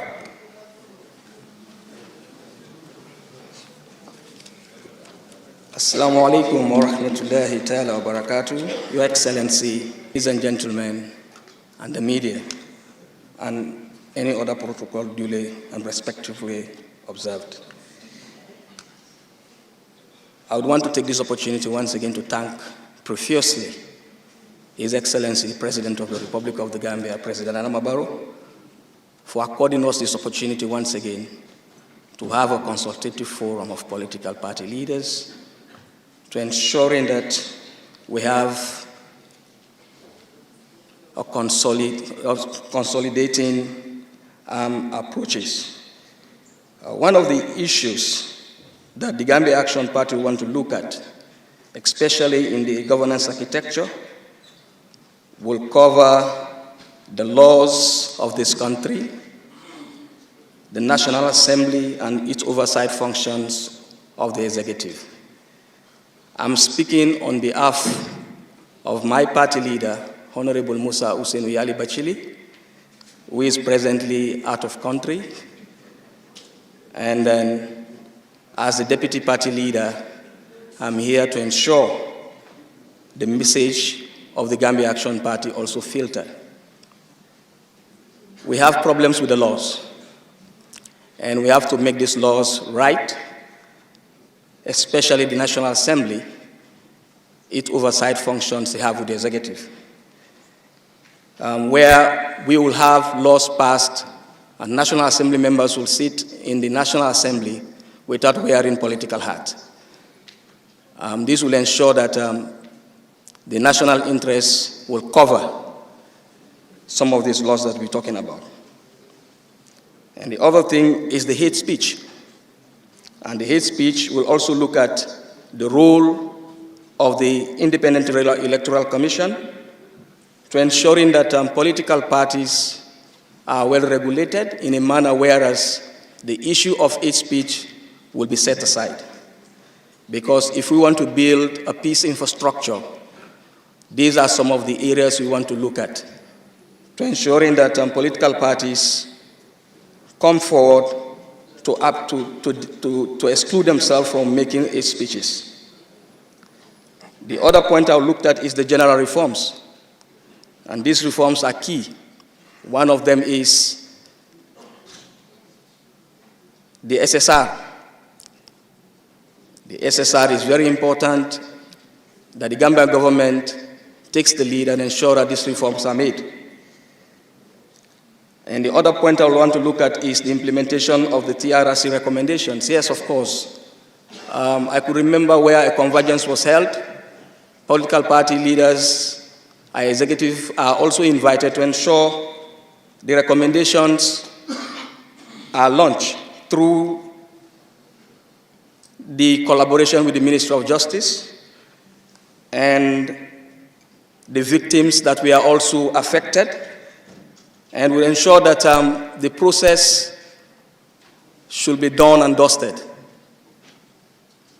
The other thing I want to look at is our foreign policy.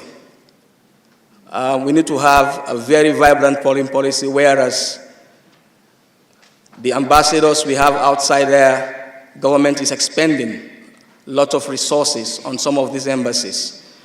And if at all we want to talk about resource mobilization or resource management, we'll ensure that we cut some of these expenditures to suit our local context. I want to look at the building a peace infrastructure. In building a peace infrastructure, it's not an easy job. And I will want to recommend here that the President will focus on strengthening the capacity of the Inter-Party Committee. Because the Inter-Party Committee is one of these structures, is one of these pillars that will promote a peace infrastructure. And I could remember, if at all we envisage some of the mandate of the Inter-Party Committee, we will ensure that we have contemporary arrangements like this, whereas if not quarterly, but a national dialogue where it will include political parties will come every 6 months, so that we can talk about things of national concerns. And the capacity of the IPC, which is also key, will come and play a greater role in building the peace infrastructure that we want. I could remember the Gambia holds 3rd before in the African Peace Countries Index, and now we are losing it to position 5, where Ghana, Namibia, and other countries are now taking over.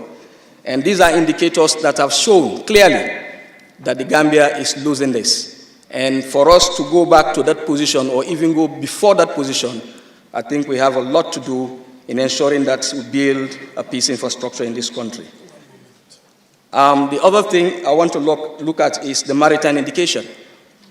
Maritime education is key because as we see, it's part of agriculture, and then secondly, youth in this country are also depending on fish catching and other things that has to do with marine.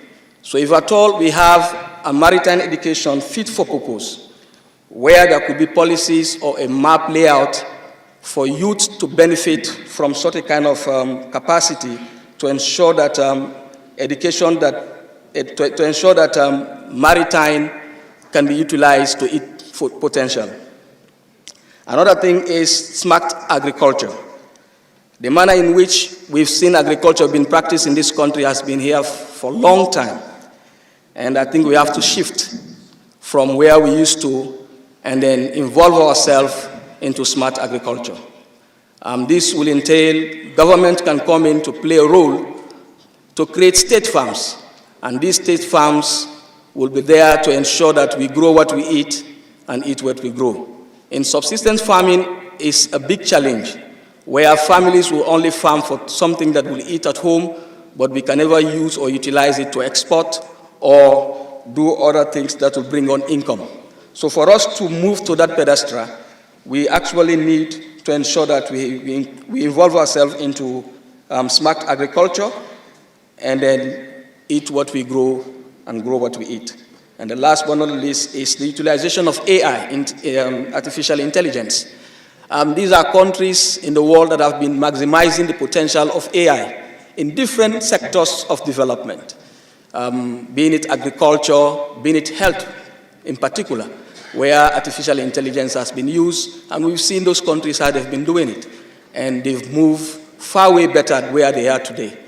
And last but not least is I'm pleading on the government of the Gambia to ensure that the state resources should be equitably distributed to Gambians so that nobody will see himself or herself out of the box, but make sure everybody benefits from what we earn as a state.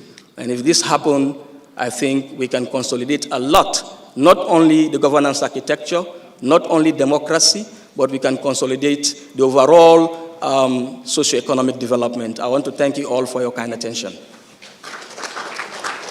Thank you, Mr. Barrow. We now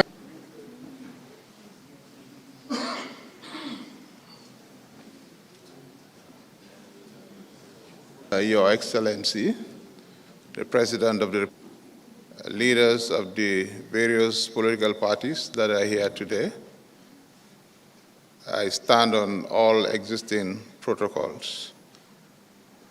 You see, when you talk after veteran politicians, you either render wordless or you keep repeating what has already been said. I want to thank Your Excellency, to commend you for your courage in engaging oppositions in this dialogue today. It's not a mean feat. For me, it's a big achievement. So I want to thank you very much for giving us the opportunity. I want to vary a little in terms of my approach. I would like to offer two brief comments. One is perception. When I say perception, I am referring to the party in government. How do you see the opposition? If you see the opposition as enemies, then the relationship will not start well. But if you see the opposition as opponents, then you're working towards building your own legacy. Because the only outfit that is allowed to criticize is the opposition. By nature, by design, they will harp on things that are not right or not so right. And you, as the sitting government, your desire is to serve your people. And your work agenda should be set by what's not right. So therefore, it's very important that you have a very healthy relationship, with the opposition.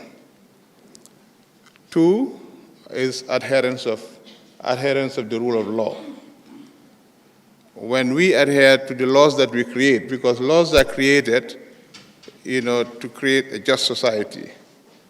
If we don't apply them selectively, but we apply them uniformly, then there will be peace and there will be stability. Mr. President, I want you to understand that if you're elected president, you cease to be partisan. You don't belong to any party, you belong to the country.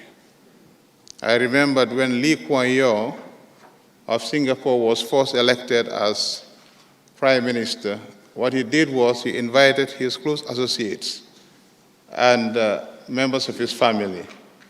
What he said to them was, if any one of you is looking for special favors in this government, you're making a mistake. From now on, I belong to Singapore. So, Mr. President, when you have been elected as president, you belong to the Gambia. And everything that you do should be done in the interest of the Gambia and the citizens of this country. So everybody in this country belongs to you, and you belong to everybody. Thank you very much.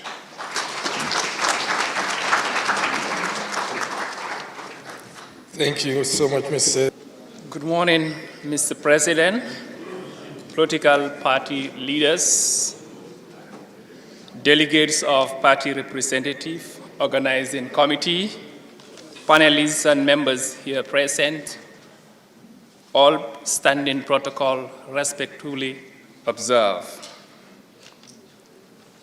It's with great honor on behalf of the ANRP as interim party leader to thank His Excellency, the President of the Republic of the Gambia, Mr. Adama Barrow, for his great insight and visionary leadership to host such a precedent and historic event to dialogue with political party leaders.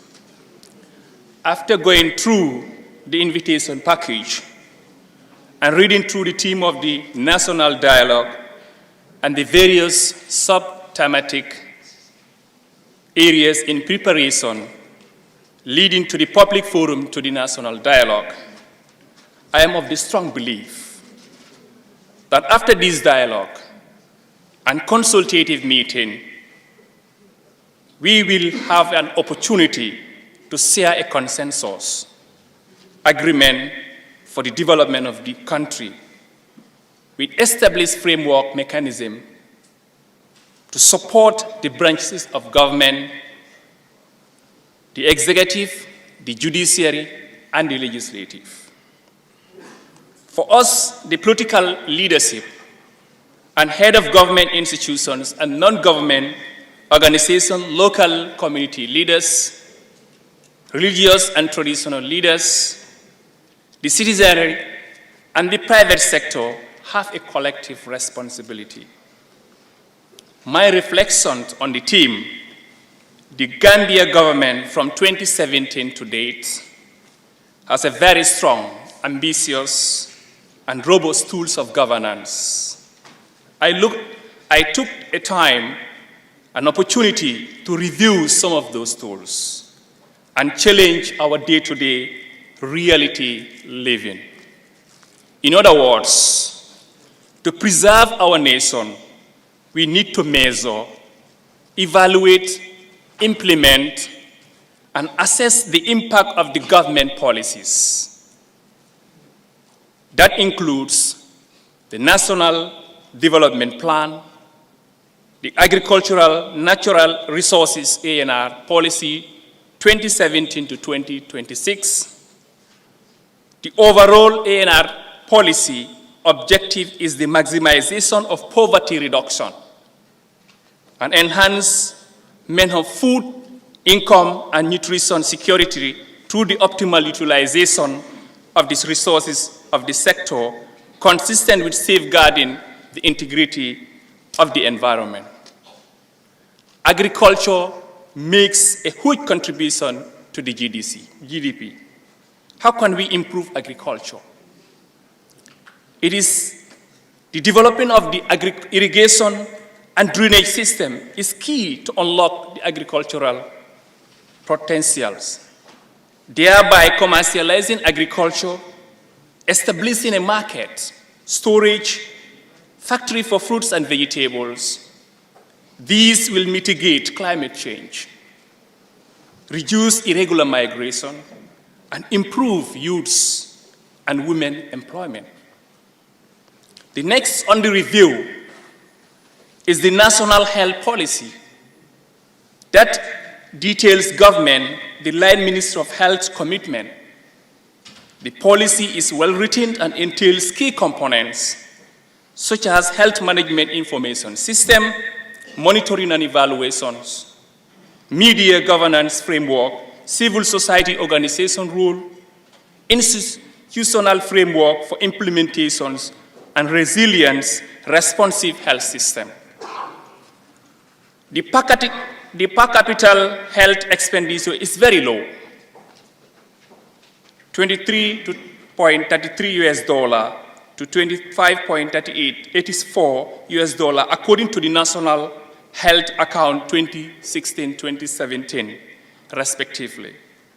A cost analysis of the basic healthcare package found 40%, about 4.5 billion gap for full implementation of the package in 2017.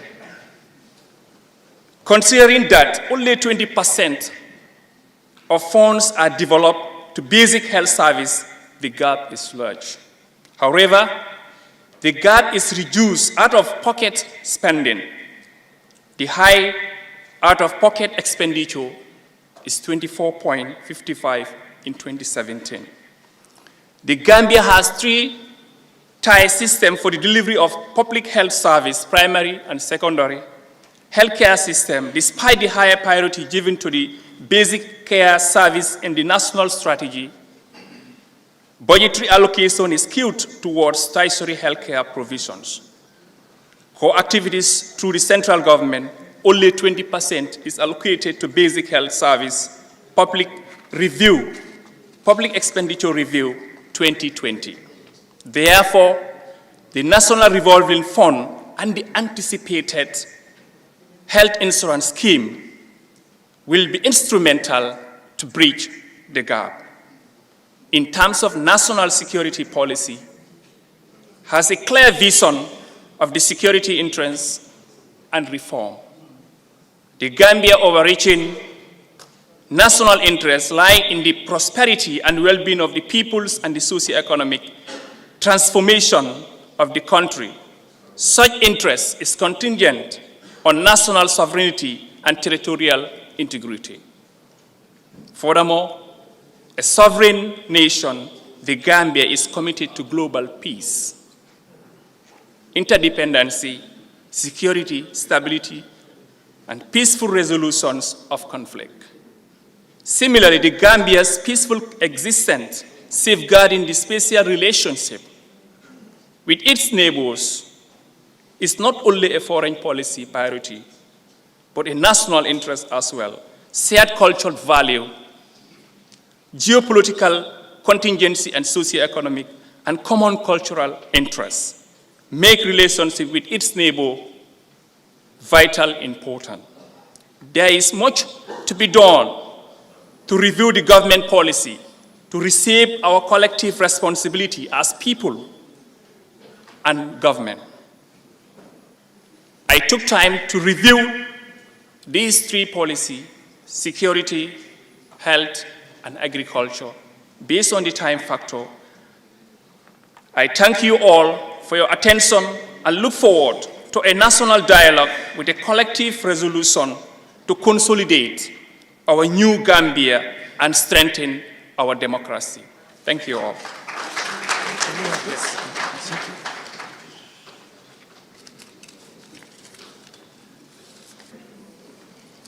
الحمد لله الذي لم يتخذ ولده ولم يكن له شريك في الملك ولم يكن له ولي من الذل وكبره تكبيرا.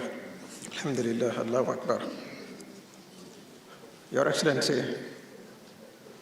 the President, Mr. Adam Barrow, Your Excellency, the Vice President, Your Excellency, the former President, Madam Fatima Tamajang, former Vice President. Thank you.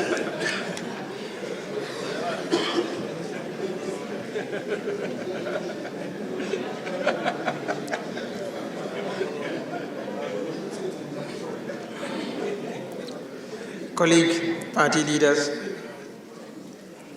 cabinet ministers here present,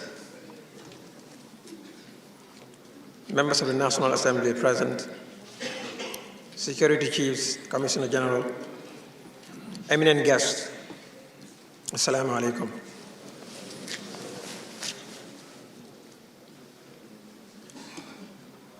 Fellow Gambians, on the 18th February 1965, Gambians in their thousands turned out to the Makati Square to witness the proceedings of a historic occasion. Predominant in the hearts of most Gambians were the emotions of happiness and amazement. Some were happy because Gambians have now assumed the mantle of leadership, while others were amazed at the subjugation of a mighty power to the persistent demands of a small and tiny African country for nationhood. Your Excellencies, at the time, the Gambia was deemed an improbable nation. We defied, the Gambia defied, all of the negative predictions that were made about the sustainability and the viability of our nation. With very limited resources and human resources, material and human resources, we were able to lift the Gambia out of difficult circumstances. And over a period of time, the Gambia became the peace headquarters of Africa, the improbable nation, creating significant impact. And not only that, after having found our feet out of the initial difficulties of building a new nation, with some challenges in terms of the economy, the Gambia established a successful economy. And our experience in the construction of that economy became a lesson for other countries in the Sahel. Our democracy became some of the most attractive export of the Gambia. It was not a perfect system, but it was one of the best in the continent. And then came 1994, when the Gambia embarked or alighted in a vehicle and then engaged a permanent reverse gear. That may be a matter of controversy.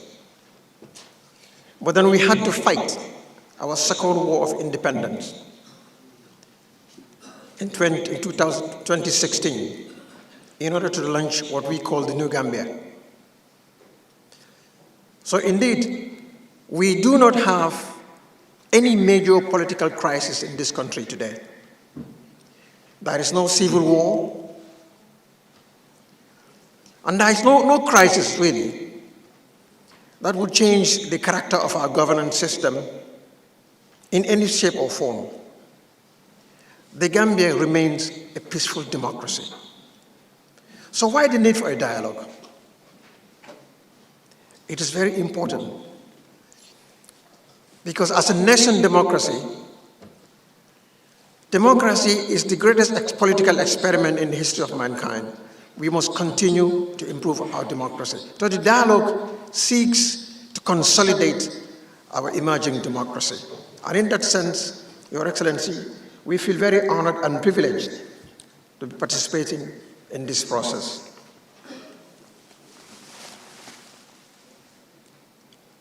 We are talking about preserving the nation, safeguarding the state, and securing resources.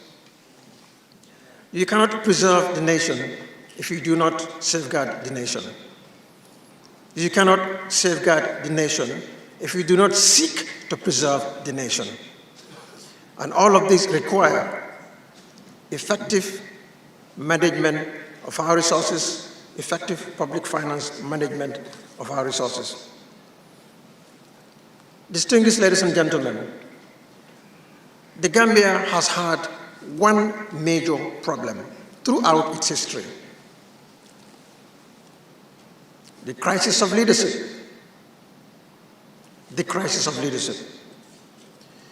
The manner in which we conduct our politics has been responsible for overheating of the polity.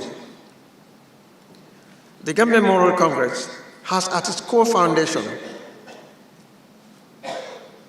the imperative to restore morality, the morality as a content of politics.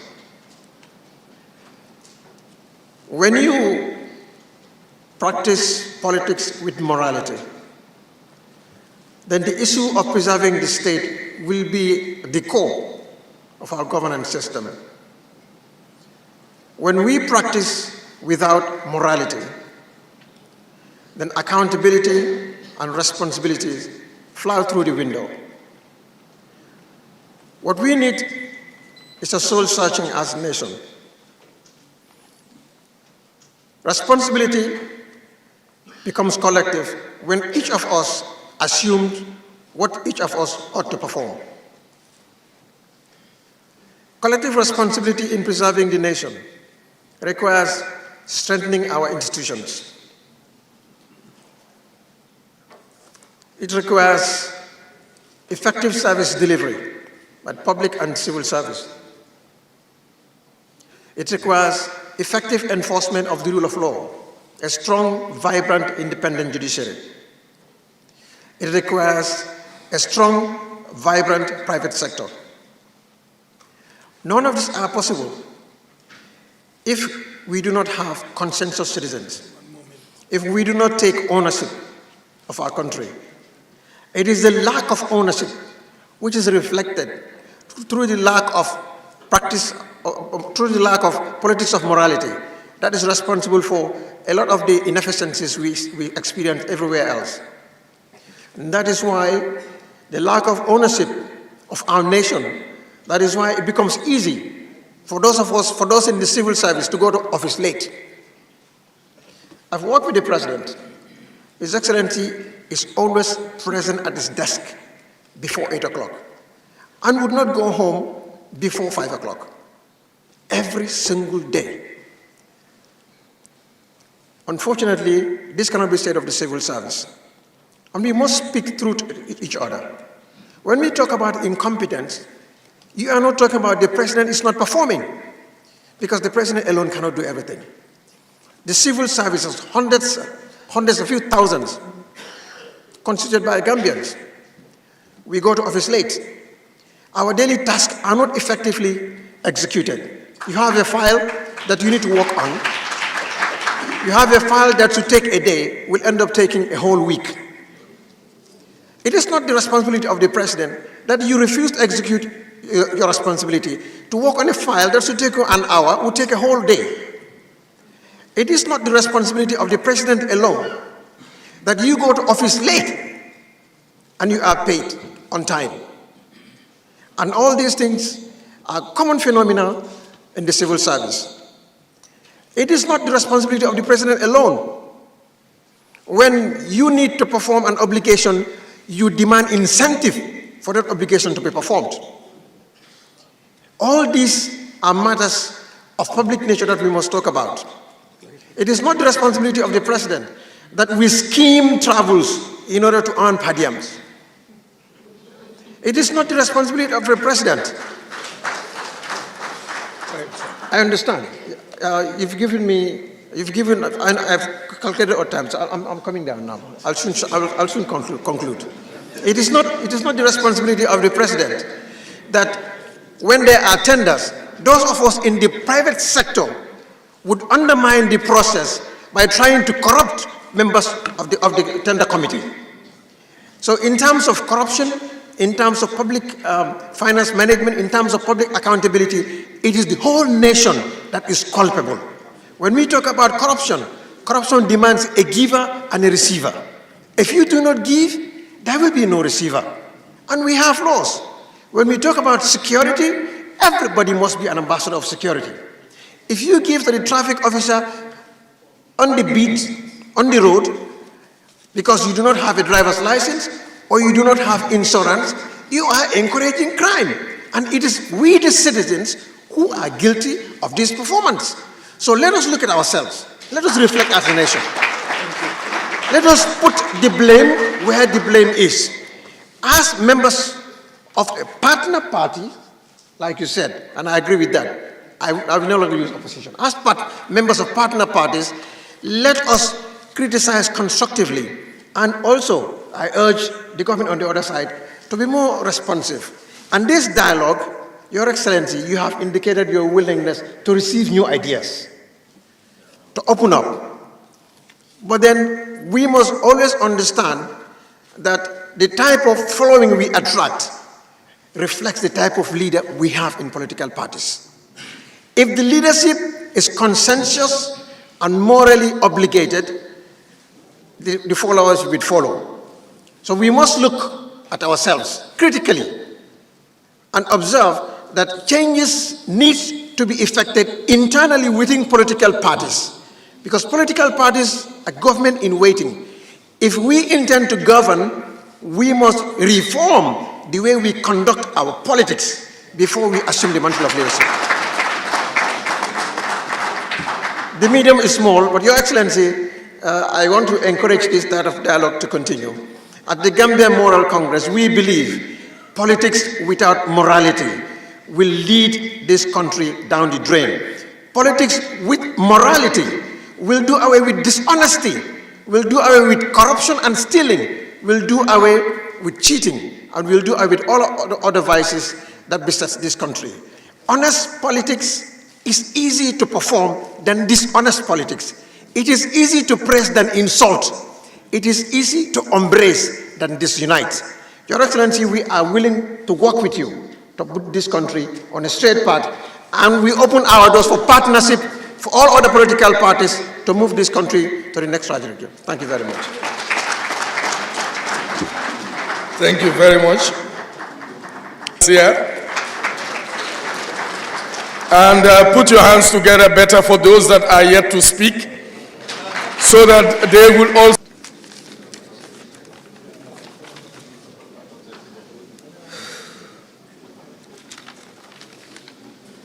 Assalamu alaikum wa rahmatullahi ta'ala wa barakatuhu.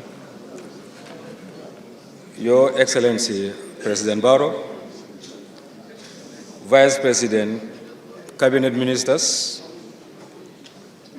Chief Justice, Service Chiefs, Regional Governors, Heads of Political Parties, Members of Political Parties, Diplomatic and Consular Corps, Development Partners, the United Nations System, distinguished ladies and gentlemen, good morning. My name is Mr. Ba Esjavi. I am here representing Gambia Alliance for National Unity with my fellow executive members, Mr. Pa Sane and Madam Korka Jallow. As a party, we have always pledged our support to the National Development Plan that is being championed by the Barrow administration, and we feel honored to be accepted to be part of this very, very serious and important dialogue. For this, we are very grateful, Your Excellency, and we would like to continue to give our unalloyed support to you as the head of this country and to support you in your effort to move the Gambia to socio-economic heights. Now, turning to the theme of the gathering today, which is our collective responsibility of preserving the nation, safeguarding the state, and securing our resources. This theme, Your Excellency, resonates very well with the GANU Party's core mandate, which is to rally everyone towards the attainment of national unity in the pursuit of the common development goals of the Gambia. We know this aim is not just a mere desire, but practically achievable goals when we come together as one force to preserve and safeguard the state and secure our resources for now and for posterity. It is worth noting, Your Excellency, that to achieve these goals, we have to create a state of peace and stability. And the pursuit for peace and stability for rapid progress to occur, we must identify conflict drivers so that appropriate strategies can be put in motion to tackle them.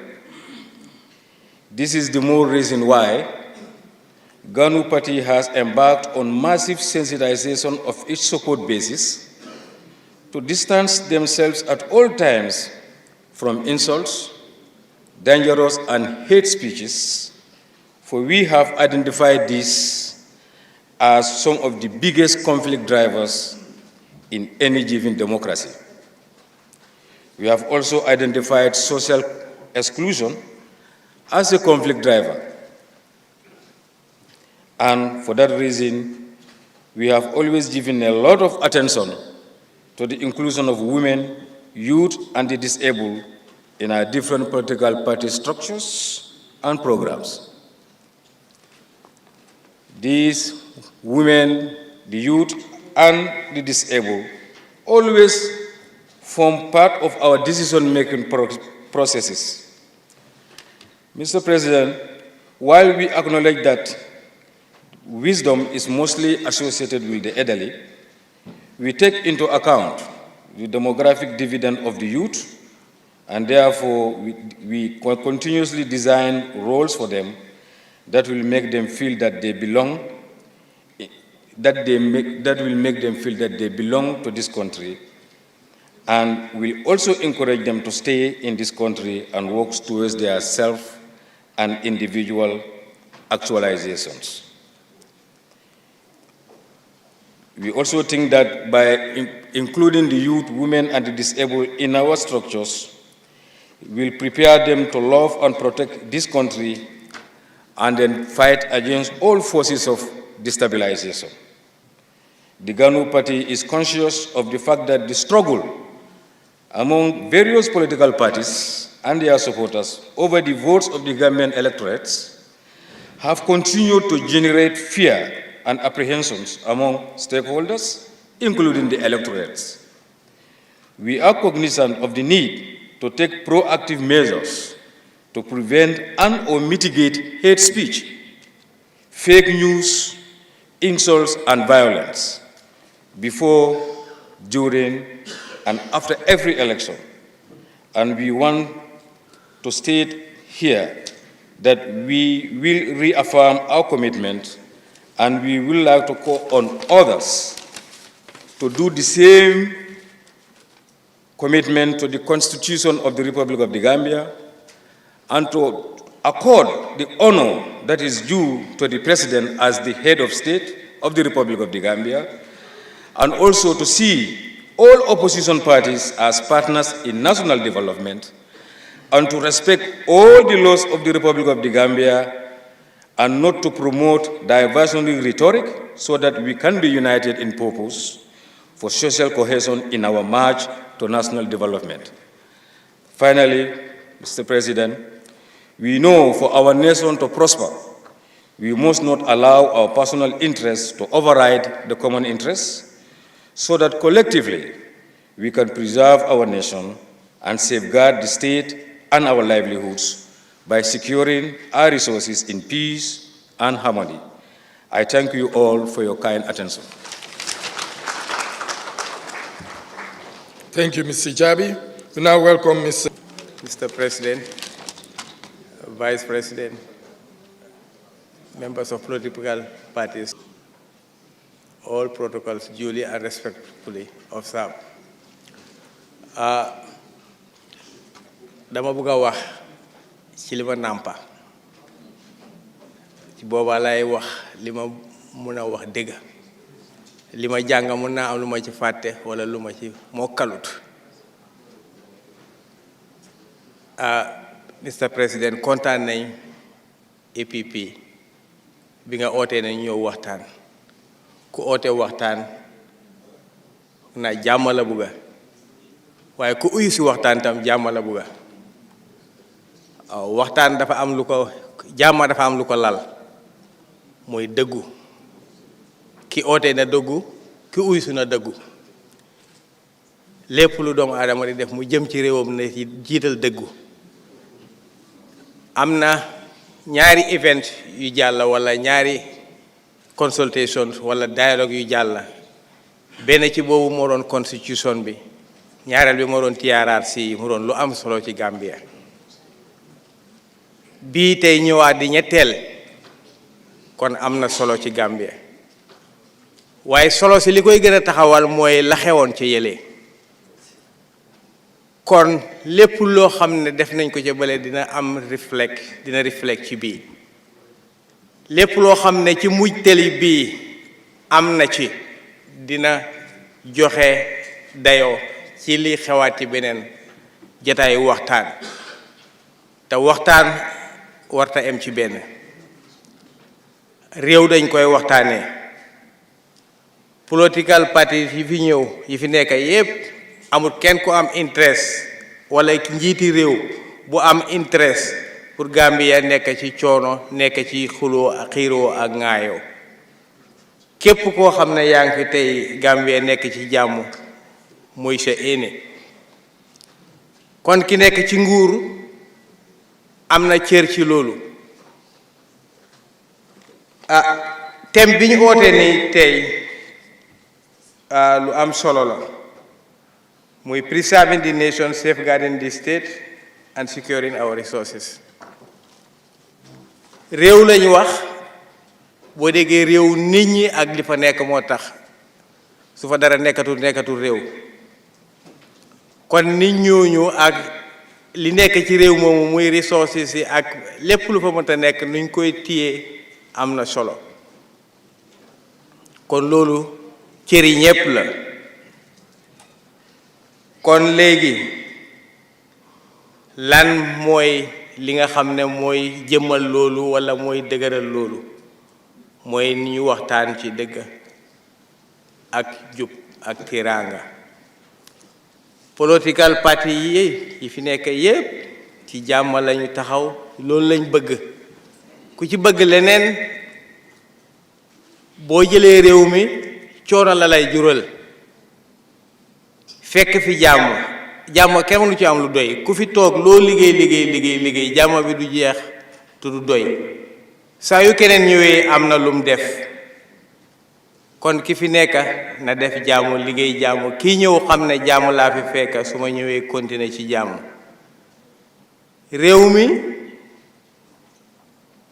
li nga xam ne mooy ressources ci réew mi li ci gën a am solo mooy nit ñi yenn façon ngi nit lañ am ci réew mi lu am solo la kon den jàng am na solo lan la ñuy jàng nañ identifier ñu seet réew mi ci yan kenn moo ko taxawal yan kenn mooy la am doole pour dem ci kanam ñi jàng fexe jàng mi ñu indale ko ci wàllu googu ñu defar nit ñi ci kaw li réew mi soxla ñi jàng li réew mi soxla waaye nekkut jàng pour am xam-xam kese xam-xam muy defar réew mu nekk am na ci xam-xam yoo xam ne moo ko ëppal njëriñ kon nañ fexe jàng ci njub doomu aadama jub moo am solo pour moom waaye li koy jubal lim xam daf ci am solo li nga xam ñaare mooy détermine li ngay jubee walla li ngay dëngee ni place ci réew mi nit ñi ko amee benn nga jubal benn nga ñàkkaa jubal jubal gi am na lu ko waral kon benn ci jubal li koy waral koom-koom bi ci la bokk mooy li ngay fayeeku mooy numération bi am na solo li ci des mooy ñàkkaa jub kon dafa mel ni kon luwaa bu tegu ci yoon moo koy jubbanti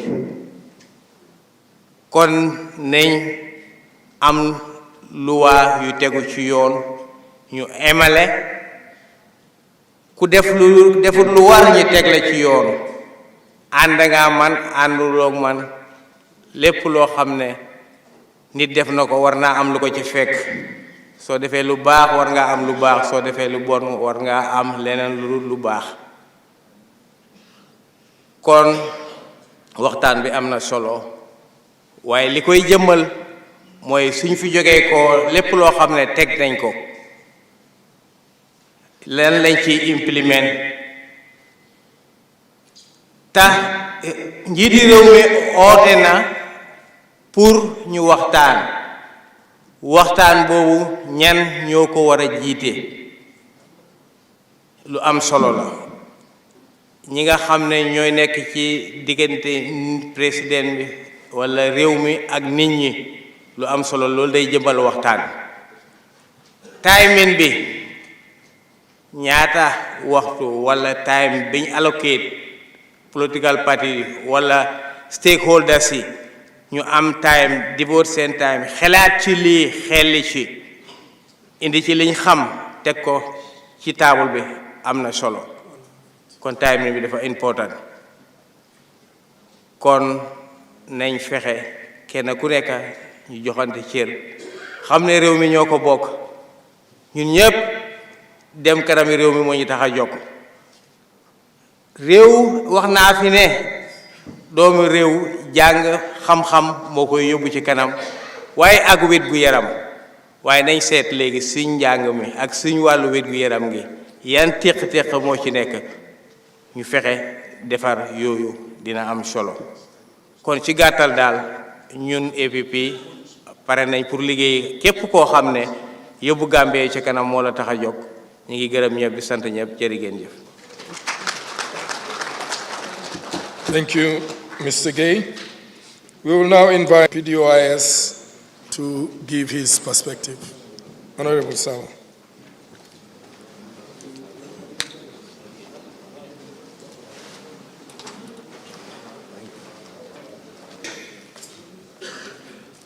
Your Excellency, the President, Your Excellency, the Vice President, former Vice President, all very important sovereign citizens here present.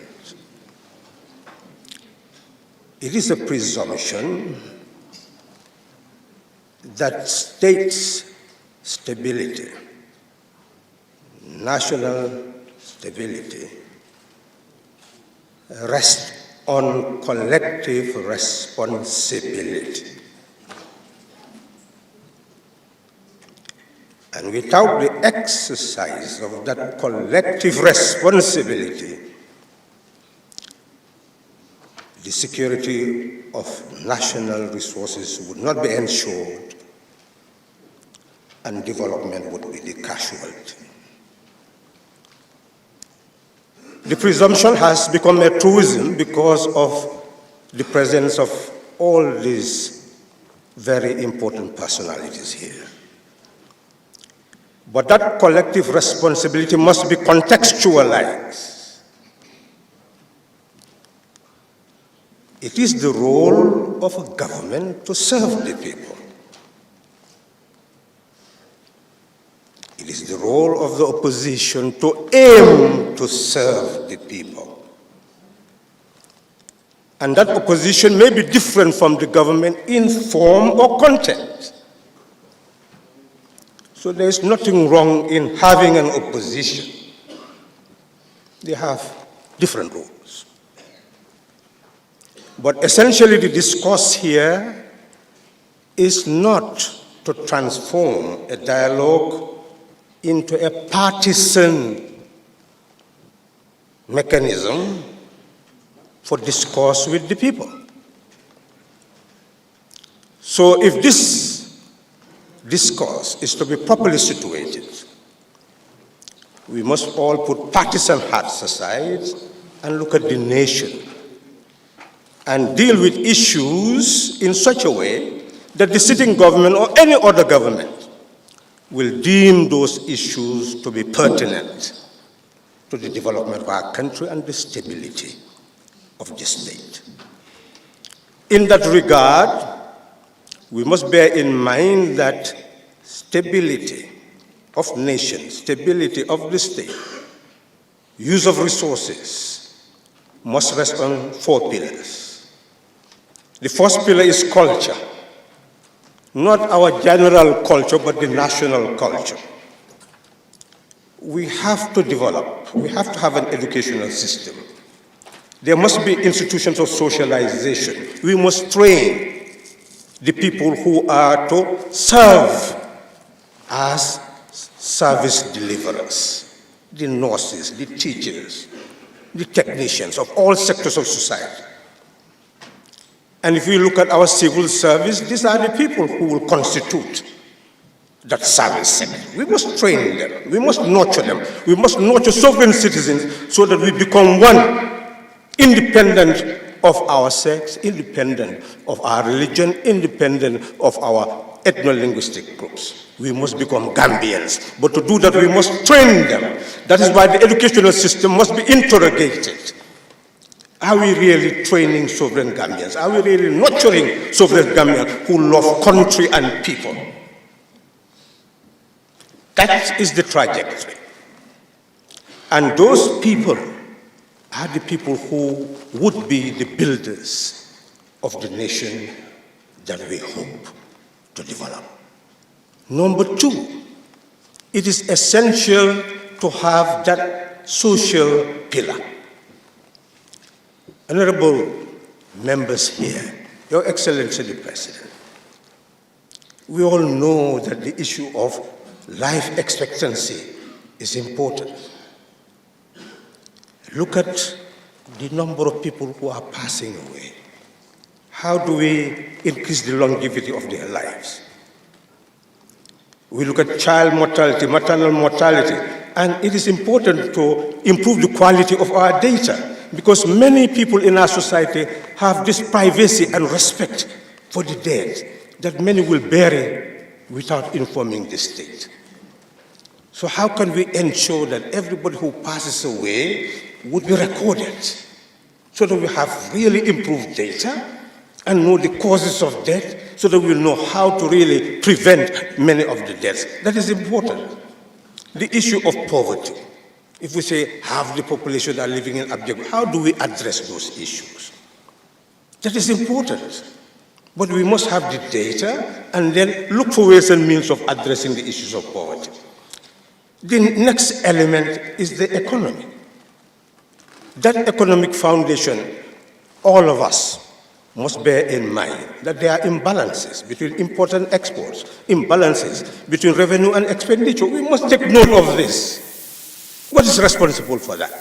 We look at remittances, they are in fact more than even our earnings from imports.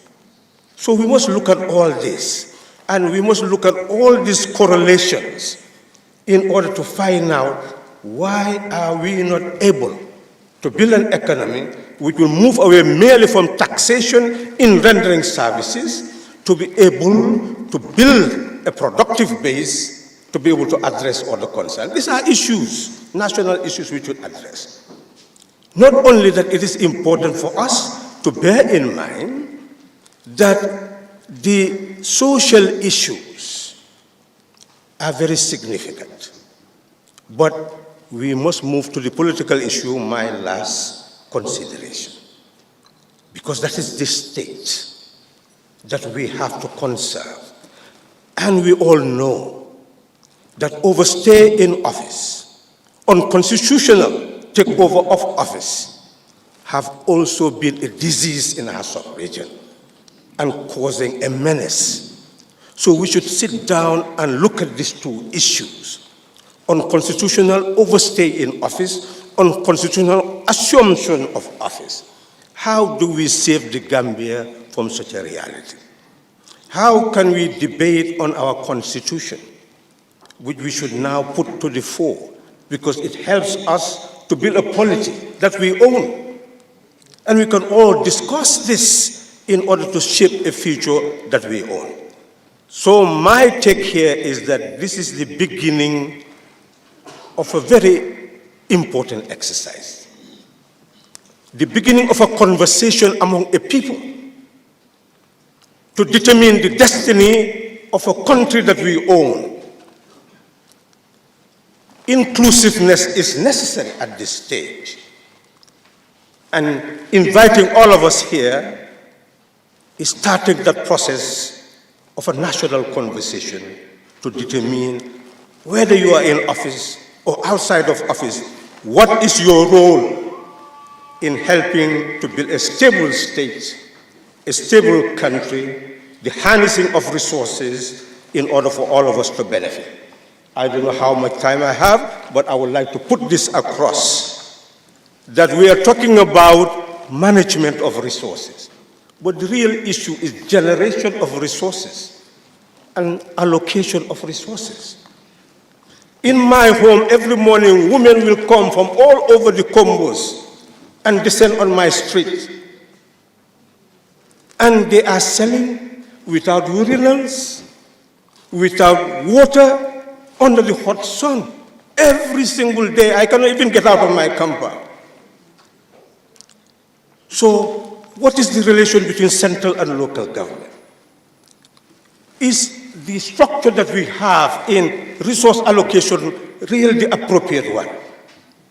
How do we ensure a balanced and proportional allocation of the resources of the land? Don't we need to change our budgeting system so that whatever is at the local level will be budgeted for at the national level, and we allocate resources on that basis? Could we continue to maintain this type of local government structure? Is it sustainable? These are issues we need to look at. Thank you. Thank you, Honorable Salah. We now will invite Mr. Abubakar N.A. Kinte from the NCP. And all members of the diplomatic corps, fellow party leaders, distinguished ladies and gentlemen, my dear colleagues from the NCP, these are the two people I came with, our Administrative Secretary, Mr. Lamin Daw, and our National Women President, the wife of our former founding father of the National Convention Party, Aja Fatu Bangura Diba. She is the wife of the late Sheriff Mustafa Diba, who is tirelessly with us at any time and every time, anywhere we call her.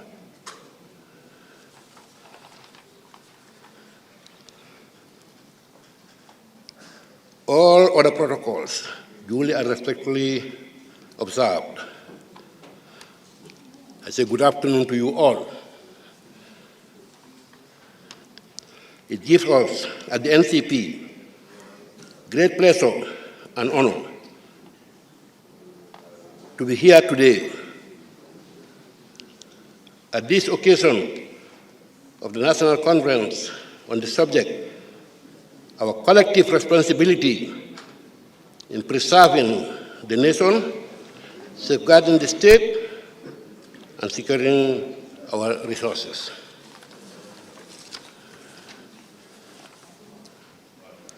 Your Excellency, the President, we are very much pleased and honored to participate in this dialogue of political parties initiated by you. And we say thank you very much, Mr. President, for calling such a gathering.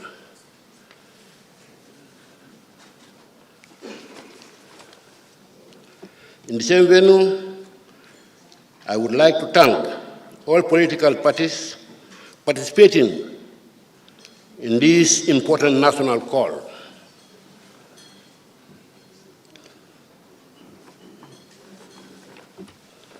We must commend the efforts for organizing this dialogue that we believe will be about mutual understanding and trust among us as stakeholders in the national development process. Mr. Chairman, or Mr. Moderator, as stakeholders, we all have the objective of moving this country from a least developed country to a level that would be envied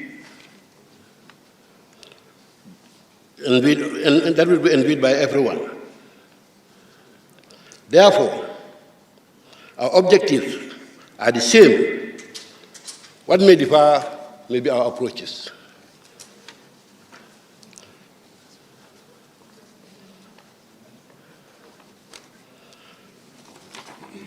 Therefore,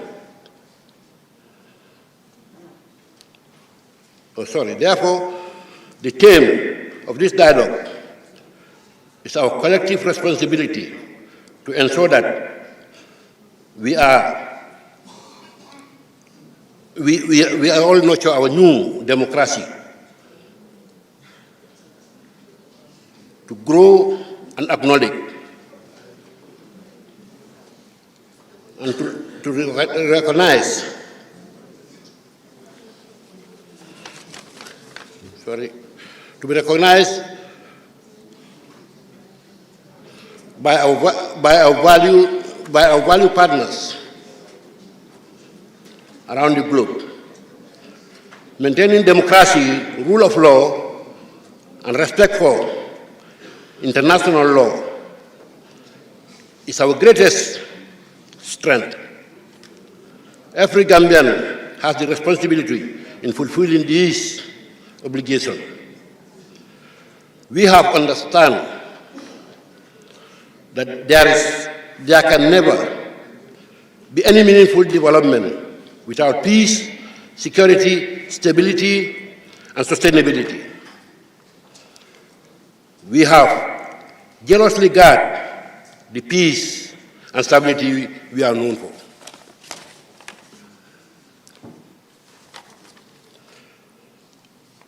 I therefore urge every Gambian to give priority to national development by providing support and guidance to the government for long-term development of our motherland. I understand the government has just launched the National Development Plan, YIRWA, few days ago, that mapped the way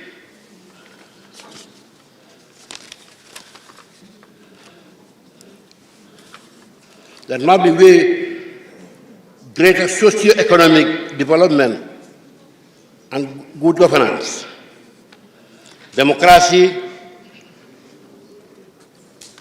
leading to peace and security of the Gambia.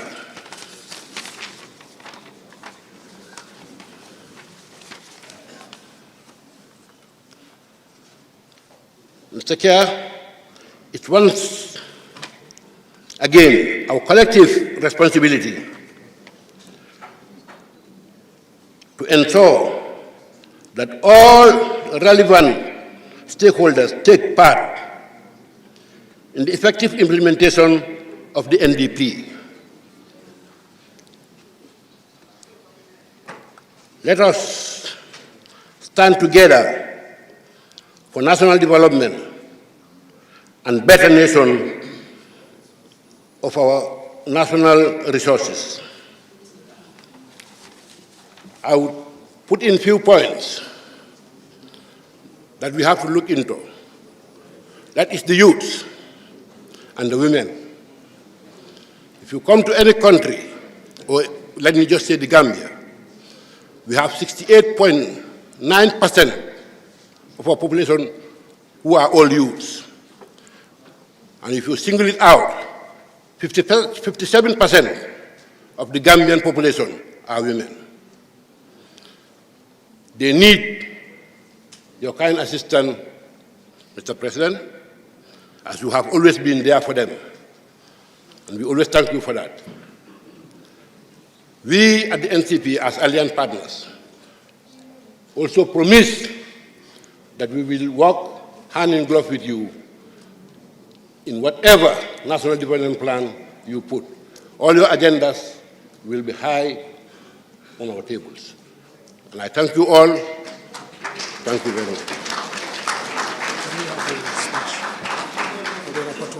Okay. Thank you so much. Thank you, sir.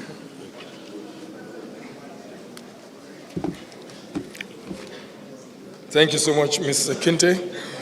We have only 2 more to go, as per those that volunteered to give their statements. We will now invite Ibrahima Tabora Mane of PAP to give his own statement.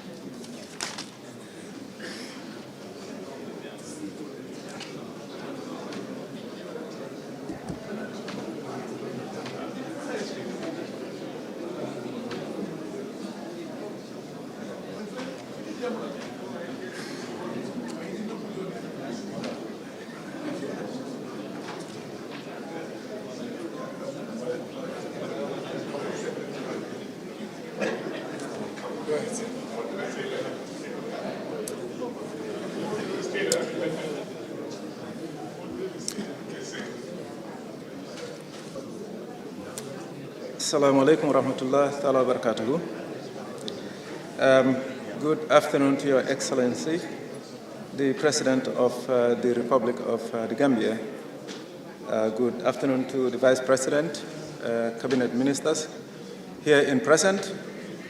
Good afternoon to my fellow party members, the party leaders, and the representatives as well. Good afternoon to the media. All protocols duly and respectfully observed. I beg to stay away from protocol, and I will communicate in our local dialects, preferably between Olof and Mandinka, if you may. Mr. President, anim mol mini bebe jang, ka fale kon kontanta bakele. Ñimu kulati mi yalon ko akumaya tabake bari anyanta kala num junale bari kamen fo rek atardete nyaw nyam bayra be ke kare ka bete atale because mol idamal tema fo political party le fo mol mi yalon ko be sirin kakkacha idamal tema pour ila yirwa ani la nyatuta ani banko la nyatuta wo mu kulati mi yalon ko akumaya tabake mosi min keron rek wala pour ka anyiñande folo nak entelbe min fola wolem ko ntembota People's Alliance Party PAP meta ñing advocate la for a very long time ka fako Gambian tol ñi mu bankol mi yalon ko banko ndinnam ntol na jang mu mo let mi yanko mo believers let wala ko mo jamal be je lata ala lambe dinol folo kan nka dinol men folo baake wala muslim and christianity bari sidiam baake e muslim o dinol karola an ngalon ko christianity fanan is almost the same nka min kumbo jang comme division moltema amanke an isuti gambe jang at level to mi yalon ko communal level ntol na dino e min fo andu wolem toñata momo lata ala la ya understand ki balo no ko lem ko ala ko alqur'ano tabe wala teda ala la kuma kon kawla ko ayen dedale kam bonni musol bala nin kel anata ayenta ayenke sielti anim bankol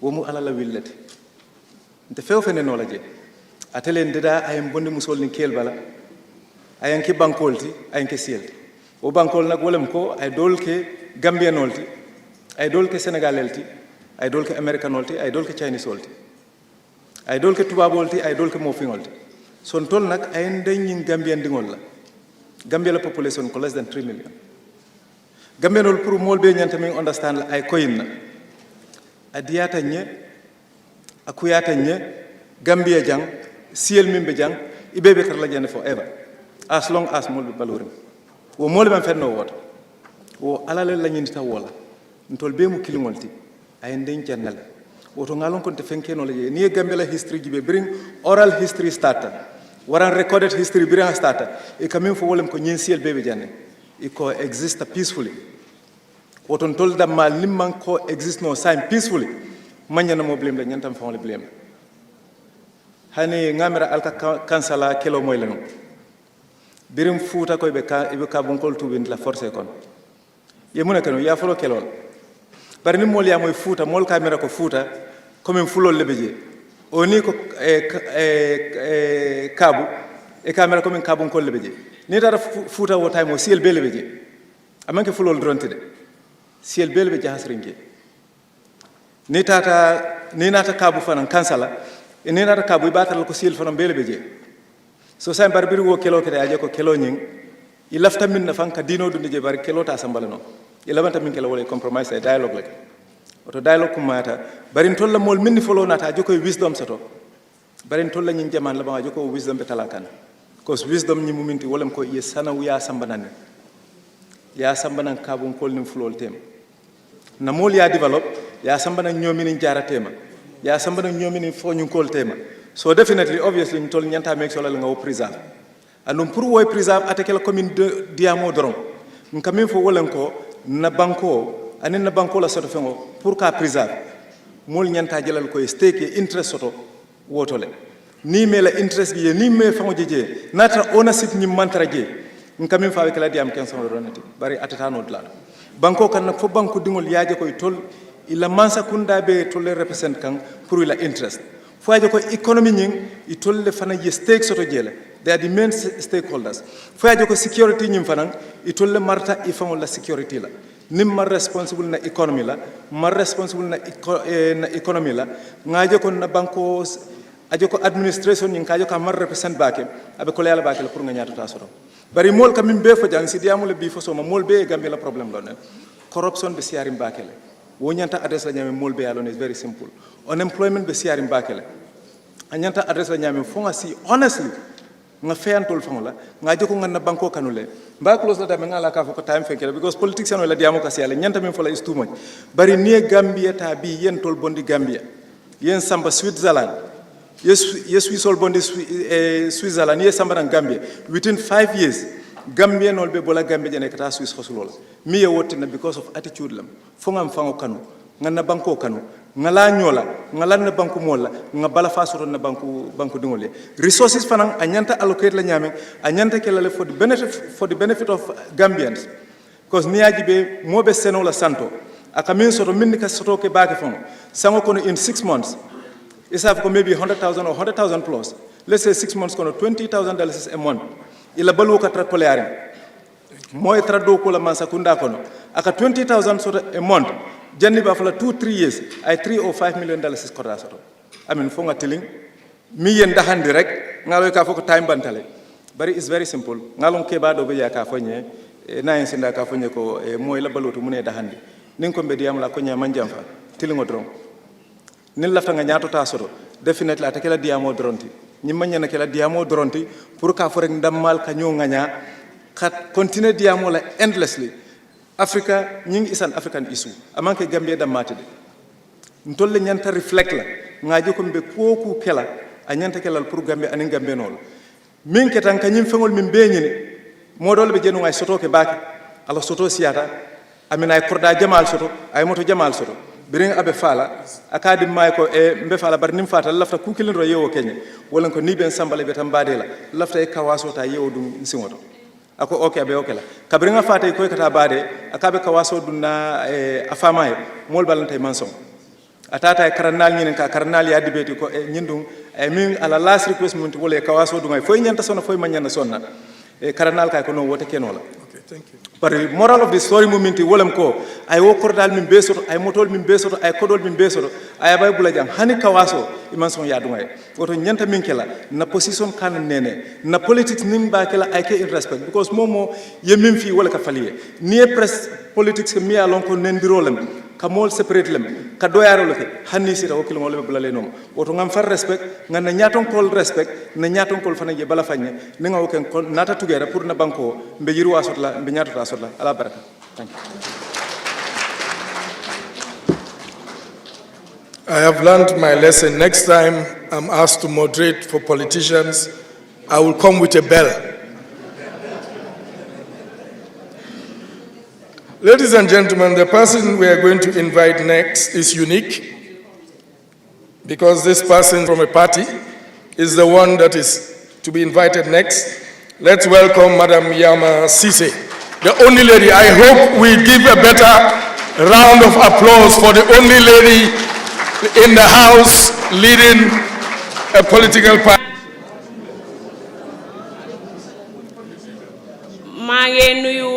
Suma mbokki Gambien ci yépp maa ngi nuyu parti leader yi nga xam ne ñi ngi toog fii maa ngi nuyu Excellency Adama Barrow président Adama Barrow maa ngi ko nuyu di ko gërëm di ko santa di nuyu Baye président bi di nuyu cabinet président Adama Barrow di nuyu IEC chairman di nuyu képp koo xamante rek Gambian nga fi maa ngi laa nuyu di la gërëm di la sant di nuyu suma parti leader honorable Youssoufa Doumbouya maa ngi ko nuyu di ko gërëm di ko sant di nuyu Awa Diallo ki nga xamante ne ni mu ngi suma gannaaw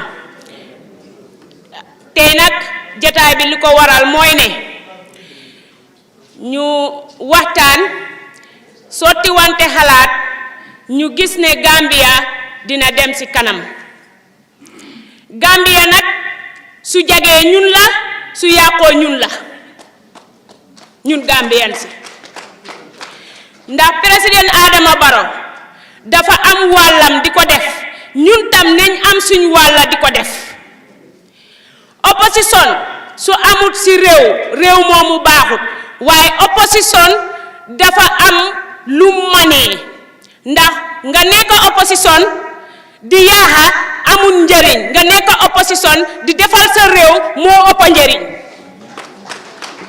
kon te maa ngi ñaax suma mbokki Gambien si ne Gambia dëkk bu ndaw la Gambia dëkku diina la Gambia dëkku l'islam la Gambia dëkku yërmande la nañ ubbi suñ xol yi ñu nekk benn ñu yërëmante ñu dimbalante ñu fonkante ñu wóoluwante réew mi mun a dox su loolu amul Gambia du mun a dem te réew mi nañ fexe ñu xeex fi corruption réew bu amee corruption réew moomu tamit du dox ndax corrupt nekk na lu nga xam ne moo yàqa réew konte ñun Gambien si comme ni ko président Adama Barrow defee nii soo gisee li nga xamante ne nii mu ngi yàq sa réew fexeel leen yéen parti leader si ak Gambien si yëpp ñu dajee ñu seet naka la ñoo solve problème boobu moo gën yow nga am lu la naxari nga ne xaaral tey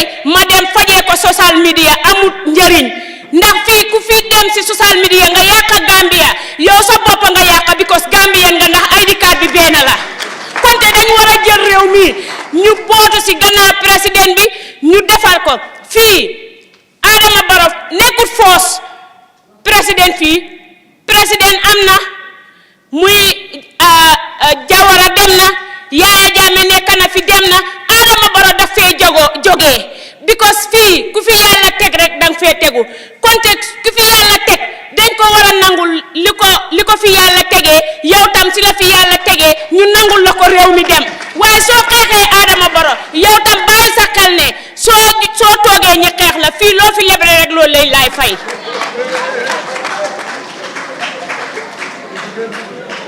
konte nañ yërëmante maa ngi wax Mr President ne ko mu gestu jigéen ñi ndax réew mi jigéen ñi ñoo ko amee su réew mi doxee jigéen ñi la ak ndaw yi konte Mr President maa ngi lay ñaax nga fàttaleku nga xalaat bu baax nga dimbale jigéen ñi sonna nañ surtout jigéen ñi nga xamante ne ni ñi ngay jaay si bunti marché bi jigéen ñi fu mu nekk lu nekk la ñoo daj si bunti marché bi konte Mr President loolu ñu ngi la koo dénka tey yow la yàlla dénka si place bi yow yaa fi toog tey yaa nekk si place bi amuñ fenn fuñ mun a demee jooy suñ problème bu dul si yow konte suñ ñëwee jooy la suñ problème bugga nañ problème boobu noonu yow Mr President nga def si jéego solfu ko ba gis na jigéeni Gambie yi am nañ jaama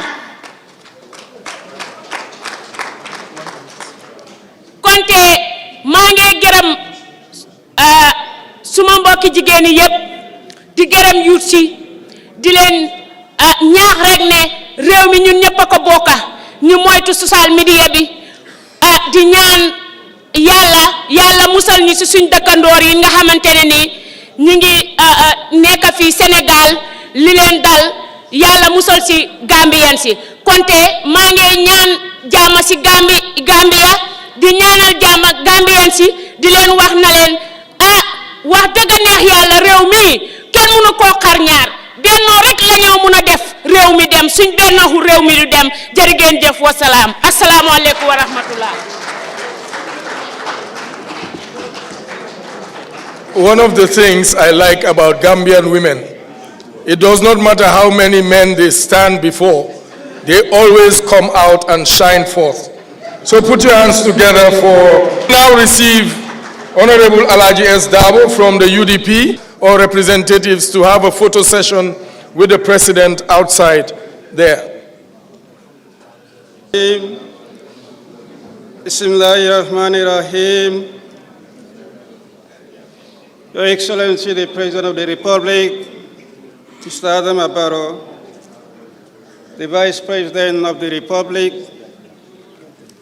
the former Vice Presidents here present, the leaders of the political parties, and other participants from the respective political parties, the chairperson or chairman IEC, and delegation, the media,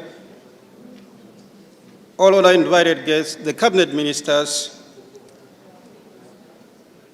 I want to take this opportunity to commend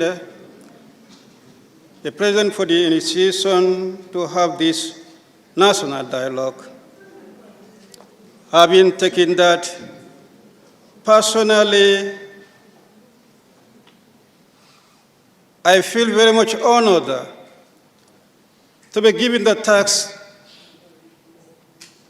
by my leader to represent the party in this very important task. It appears it's a replica, history in the making. In the 2016 coalition dialogue, I was honored the team's task by our UDP flag bearer, who is now the current sitting president, to represent him in that dialogue leading to the signing of the coalition agreement. When many thought that dialogue the process was a futile exercise. I had the belief then it would be possible. Indeed, it was possible.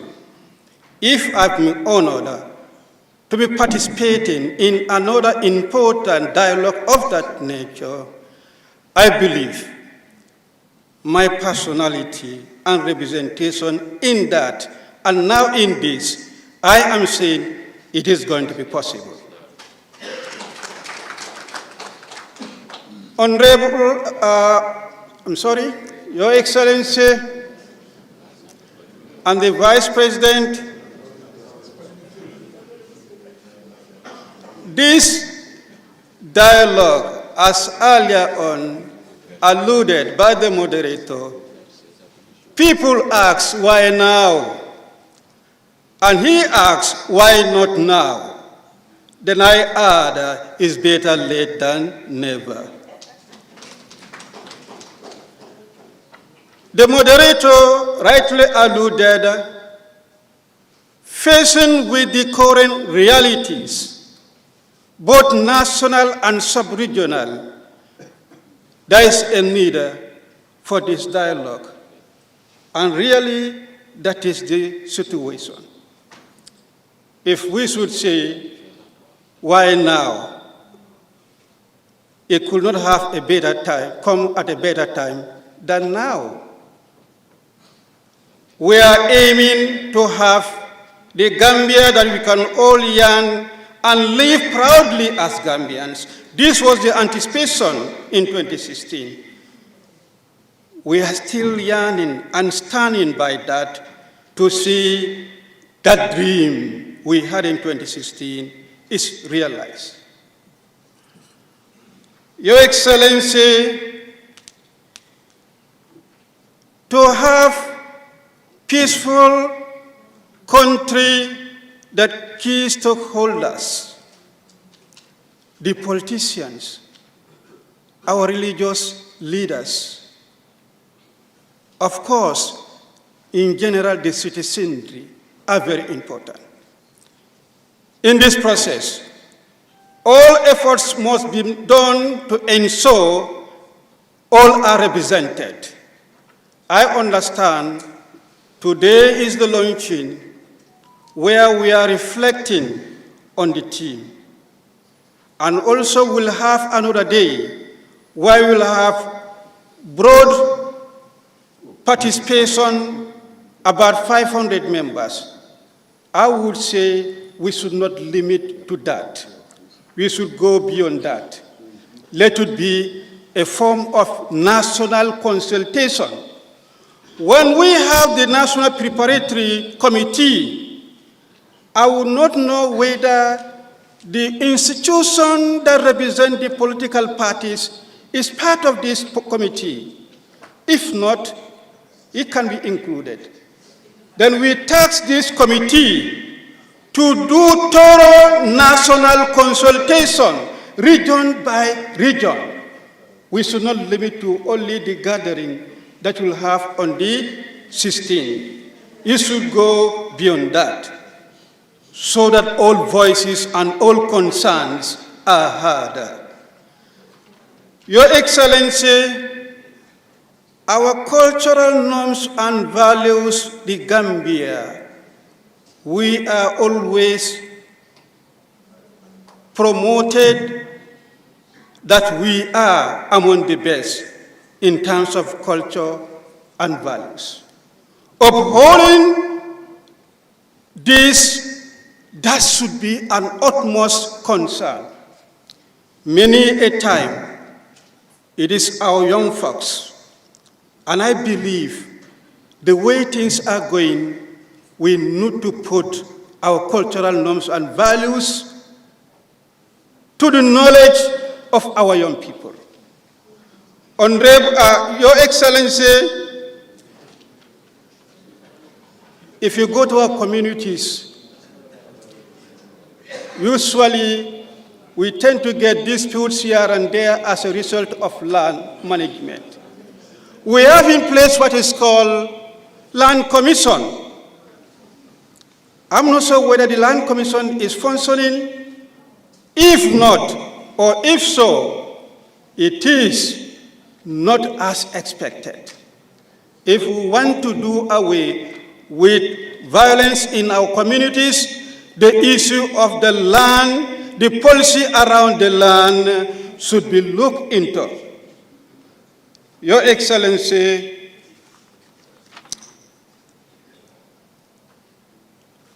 a hungry man is an angry man. Nowadays, people are hungry. And people, if they are hungry, they'll be angry.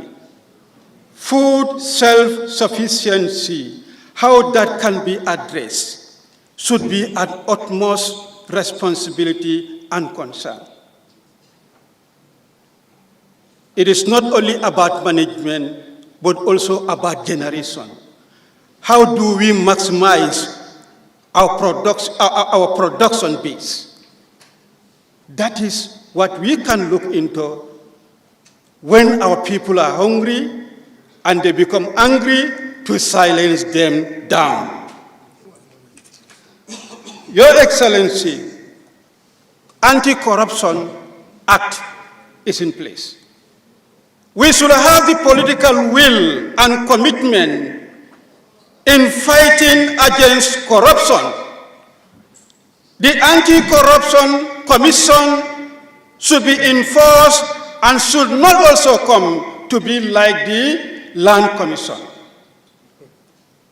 The sovereignty of the Gambia should not and must not be compromised. There must be discipline in our institutions, and as civil servants, we should adhere to disciplinary rules. We should be committed to our work. I welcome the creation of the new ministry. I was thinking that when it comes, that aspect of indiscipline in our civil society will be addressed. But I'm yet to see any meaningful move towards that. And finally, action speaks louder than voice. We are here, we launch for a commitment of what we call national dialogue to have peace and stability in this country. If we do this work, at the end we'll have reports, resolutions. More importantly, the implementation of the outcome of this engagement. Your Excellency, people will say, we have commissions, and the commission will have reports, but implementation of these reports are usually the problem. Will this the dialogue also will not follow the same pattern? Political tolerance above everything. You are the sitting president. Those who are unfortunate and their parties, they are the opposition. Our role is to serve as watchdogs. Criticize your programs, your policies. Whether you will see that to be constructive or otherwise, we may differ, but that's our role. Your position is not to be having any ill feeling against anyone, against such criticisms, but to defend your policies and your programs. Don't see any opposition as your enemy, but rather your opponents, but rather the same brothers and sisters. When I say this, I conclude. I did send a political message to my president. And I'm not sure whether he had that message. If I've been given this opportunity, I want to recollect that message. If you are on state functions, take consideration what appears to be state functions, state issues are addressed. We leave aside the political issues. And I want to recollect that. I feel very troubled when I see my brother making very uncomfortable statements against my father. Who is his father? I feel very comfortable. I feel very comfortable if I see my father criticizing and my brother defending his program. I feel very comfortable, but very uncomfortable if it should be the otherwise. I'm appealing the sonly and the fatherly relationship should exist for peaceful coexistence between the two leadership. I thank you. Thank you so much. Our goals as a nation. Right now, we will now invite our rapporteur to just give us a quick summary, after which we would have the closing remarks. Thank you very much, Mr. Representatives here. As it says, it's a summary, and that is what it is going to be, simply because the cross-cutting themes have been dealt with by the speakers, and what we are going to do is not particularly say what individual speakers said, but the thematic areas they dealt with that will feature in the bigger discussion that will come up on Wednesday and, of course, Friday following. But I just want to highlight a few things which you will see fostering the key. The message we should leave here with must float around fostering an open and inclusive dialogue with the hope to create an environment where diverse political perspectives flourish in a responsible manner. There are key words there. Participation, the political diverse, and of course, that it flourishes.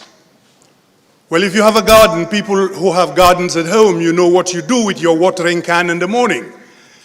The water you give to those plants is what you are asked to give here so that this environment can flourish, so that responsibility is taken on for the best outcomes. But of course, many people rush to cloak dialogue with a bent on speaking and talking. But the essence, really, for a successful appropriation of what was being said or spoken leans heavily on listening and hearing, because listening promotes understanding, and therefore responses become productive when we understand what we are saying, rather than just talking for the sake of talking. So we are going to use that as a leitmotif, the background to which we will approach our further discussions. And Mr. John Charles has told you, emphasized the 7 thematic groups, the six, yes, to be facilitated, of course, with civil society being central to that decision, and then the 5 resolutions to be consolidated, upon which the dialogue, the discussion will now take place. And with the intention that all the things that have been covered here, even we even see it in the prayers that were offered here. The inclusivity. The Imam mentioned the Christian contact. And the prayers also talked about the oneness of Gambians. So you see, it's not only at the political level, it's also in the religious psyche that we should promote this dialogue. So here we are, and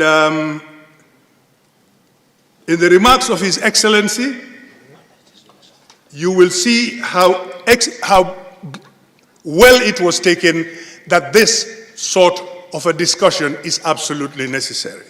So that the political parties have been brought together is a good sign of what will be guided to discuss on the next one is on Wednesday. Yes, Wednesday. It's on Wednesday. Then you will begin to hear all of what we've heard today in concrete group discussions when these thematic issues are being dealt with by close groups, so that whatever comes out of that will now go to the next session where those will be reviewed, so that we crystallize all the main issues that have come out of this discussion so that we have a body of concepts that will serve to answer the questions we have come here to do. So it's a phenomenal partnership with government and civil service, and here we are with the government and the civil society, and here we are trying to consolidate that so we come out with a concrete understanding. We have heard political statements. Now let us all boil that down to people statements and people issues. I think that can safely summarize what we've heard here today. And when we go to the group work on Wednesday, then we will see how arguments are made in the individual topic areas, like women, like youth, like hunger, and so forth and so on. So this is kind of general, a testing ground for what will happen on Wednesday and beyond. I thank you very much. Thank you so much, sir, for that. Assalamu alaikum wa rahmatullahi wa ta'ala wa barakatuhu. Mangenu His Excellency President Adama Barrow, President of the Republic of the Gambia. Mangenu His Excellency the Vice President, the new IC Chairman, the new political leaders, ñi fi nekk di ñu tamit suñu xarit yi nga xam ne amendiru also cabinet ministers, honorable cabinet ministers. Tey nag ñëwuma woon pour wax ndax yaram bi dafa sutaatee wante lu mel nii waru da bàyyi benn Gambien gannaaw moo tax ma sacrifice ma ñëw xalaat bi His Excellency am xalaat bu rafet la ñu ngi ko ci gërëm di ko ci santa di ko ñaanal yàlla mi nga xam ne dugal na ko ci xolam mu saxal ko ci xolam am na ku ko fi wax ne soo nekkee président te loolu laa ko daan wax toujours bi ma nekkee office ak bi ma génnee te di ko gërëm tamit ne bi ma génnee ba tey newul ne dafa tëj bunta bi mu ngi ubbi bunta bi képp loo xam ne soxla réew mi la su ma ko wooyee dina ma déglu su ma laajee suma xalaat dinaa ko ci wax démb bi ma jógee am na dégg naa ci social media ñuy wax ne His Excellency His Excellency President Adama Barrow daf ma yónni woon ñaari at ci gannaaw pour mu wax affaire dialogue peace dialogue te fekk yàlla xam na ne yónniwu ma man peace laa juddu peace laa xam te peace laay liggéey te defal naa ko ci réew yu bare surtout suma liggéey suma réew te réew mi dama bëgga structure bi nga xam ne moom lañ def wax nañ ne dinañ ko institutionalize maa ngi recommend ñu boole ci National Coalition 2016 bi nga xam ne moo indi fondation bi indi jàmm ak réew ak dal ci réew mi bon nag as way of institutionalization maa ngi recognize 2016 coalition 2016 doole ko si suñu président bi nga xam ne ñu ñoo ko taajoon tànn ko mu doy ñu boot ko ñu won ko réew mi tànn ko mu nekk president of the Republic of Gambia recommendation boobu bëgg naa ngeen jël ko képp loo leen a def na ngeen ci boole coalition 2016 su ma seetee round maa ngi gis honorable Halifa Sallah honorable Ahmad Bah His Excellency Adama Barrow Henry Gomez ak ñi nga xam ne waaw honorable Mai Fati maa ngi ñaan yàlla tamit ñi nga xam ne yàlla jël na leen mooy Omar Diallo OJ Diallo ak ñoom Femi Peters ak kulluhun koo xam ne jël nañ ko ci politics ak ci liggéey réew mi maa ngi ñaan yàlla mu may leen jannatul firdaws ñun mi fi nekk yal nañu yàlla teg ci yooni siraatal mustaqima ñu buggante gis nañ réew yi si sub-région bi tey foo laal rek ba si suñu mbokk yi fitnaan fa ñu ngi ñaan yàlla fay fitna yi foofu musal ñu ne ci fitna nañ nekk benn li ñoo wax nii yépp about political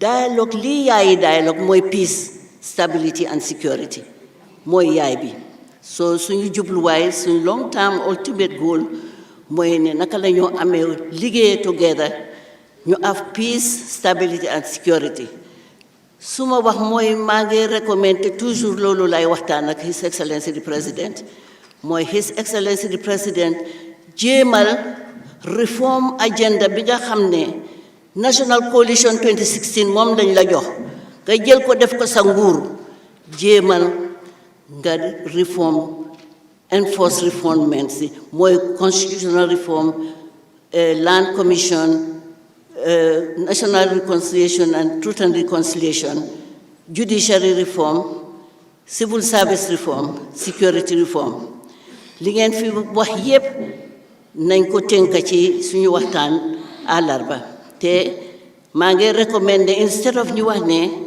committees yi nañu be headed by civil society nañ ci boole political leaders yi parce que political leaders they are very important.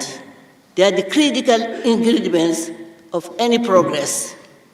maa ngi ñaan yàlla nag ñu yàlla jàppale ñu nekk benn Halifa Sallah honorable Halifa Sallah wax na ko fii dialogue bi His Excellency Adama Barrow li mu wax mooy ni ñëpp nañ fàtte seen political affiliations ñu seet li nga xam ne moo ñu def ñu nekk benn nation ñu jël Gambia def ko first comme ni ko Omar di wax Gambia is bigger than any one of us te soo gisee coalition 2016 succeed lii lañ amoon dañ bàyyi seen political differences yi moo tax ñu ñëw together ñu seet Gambia yàlla indi ñu changement te yàlla kat du wàcc wax ak ñun yàlla wax na ba pare nee na amul kenn koo xam ne di nga mën a demal sa boppa foog nga ànd ak nit ñi soo ñëwee fii yaa nit ñi la ñoo laa teeru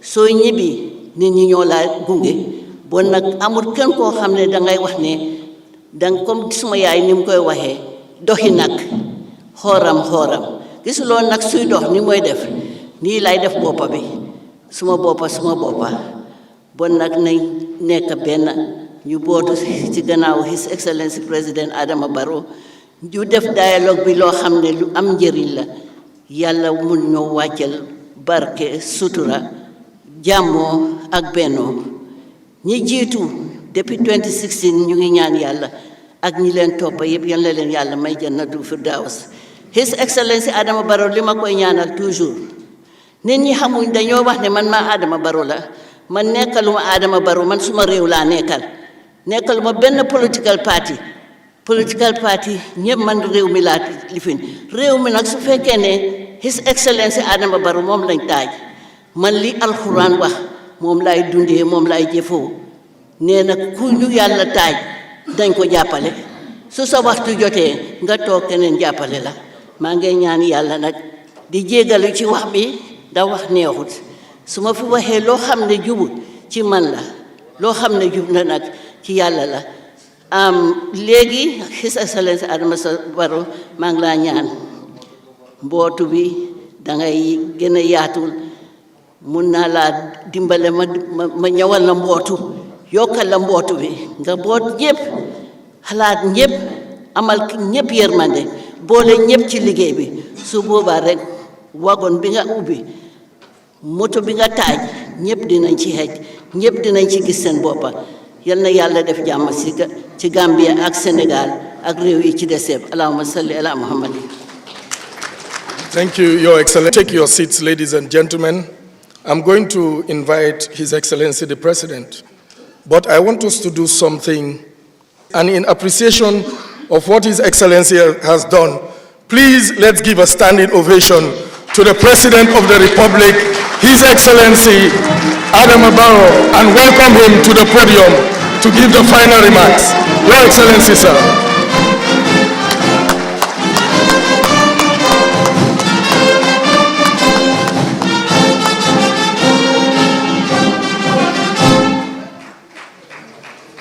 Excellency the Vice President,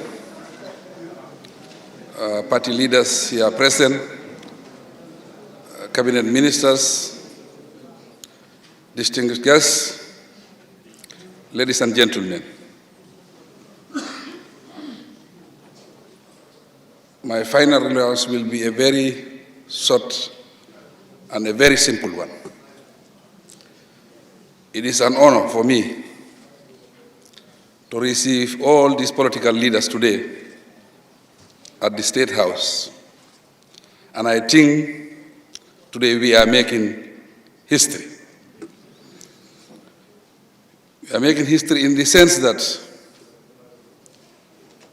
I don't think in our records we have ever organized something like this, where you have government and opposition sitting together to dialogue.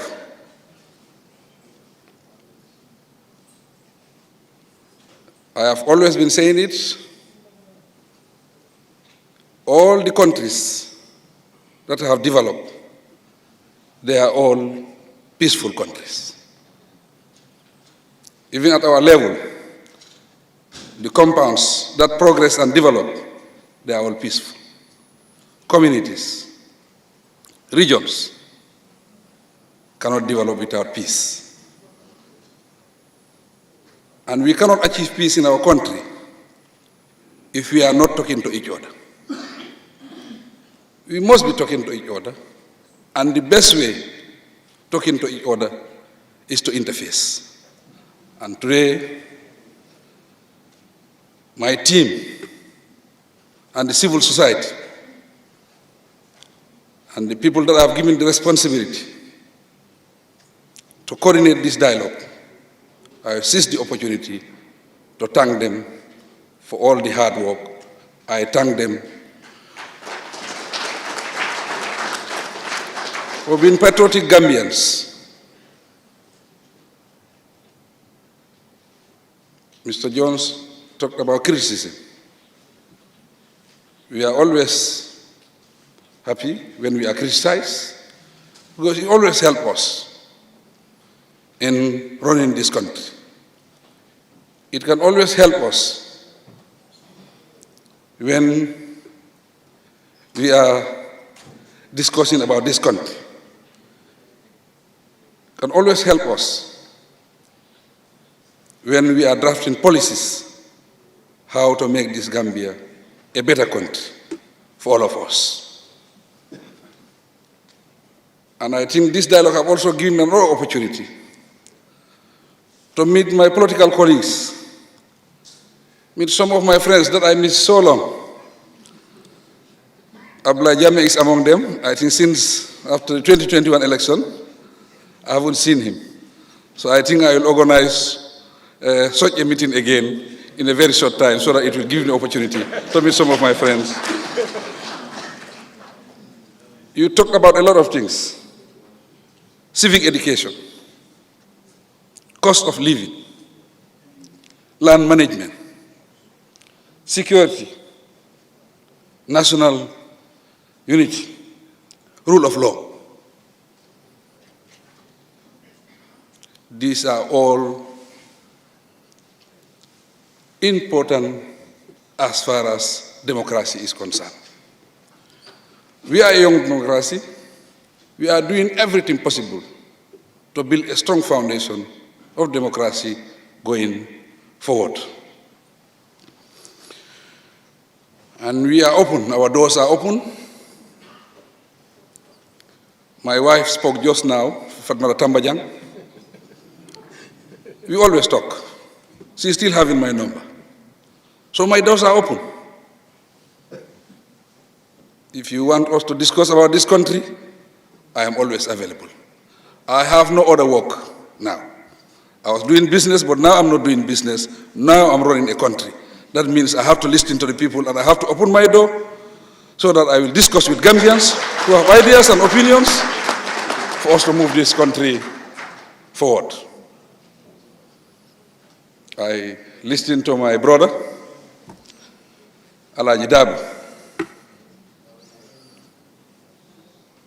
Politics It's a game. It's a game, but it's a game that is to move your community or your society forward. When we are criticizing also, let us have genuine criticism to the government. With that genuine criticism, it can make a huge difference for our people. On that note, I thank all of you. According to records, they say we have about 19 political parties. 19 political parties. I don't know whether the IEC chairman is here. He might be able to confirm that.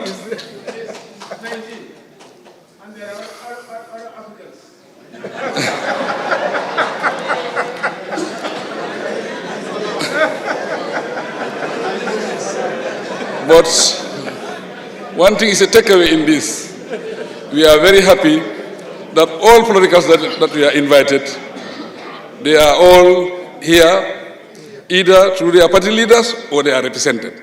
So that means it's 100% response. Then this is positive for the Gambia. This is positive for our unity. This is positive, and this can make a big change as far as our political landscape is concerned. On that note, I seize the opportunity to thank all of you for coming.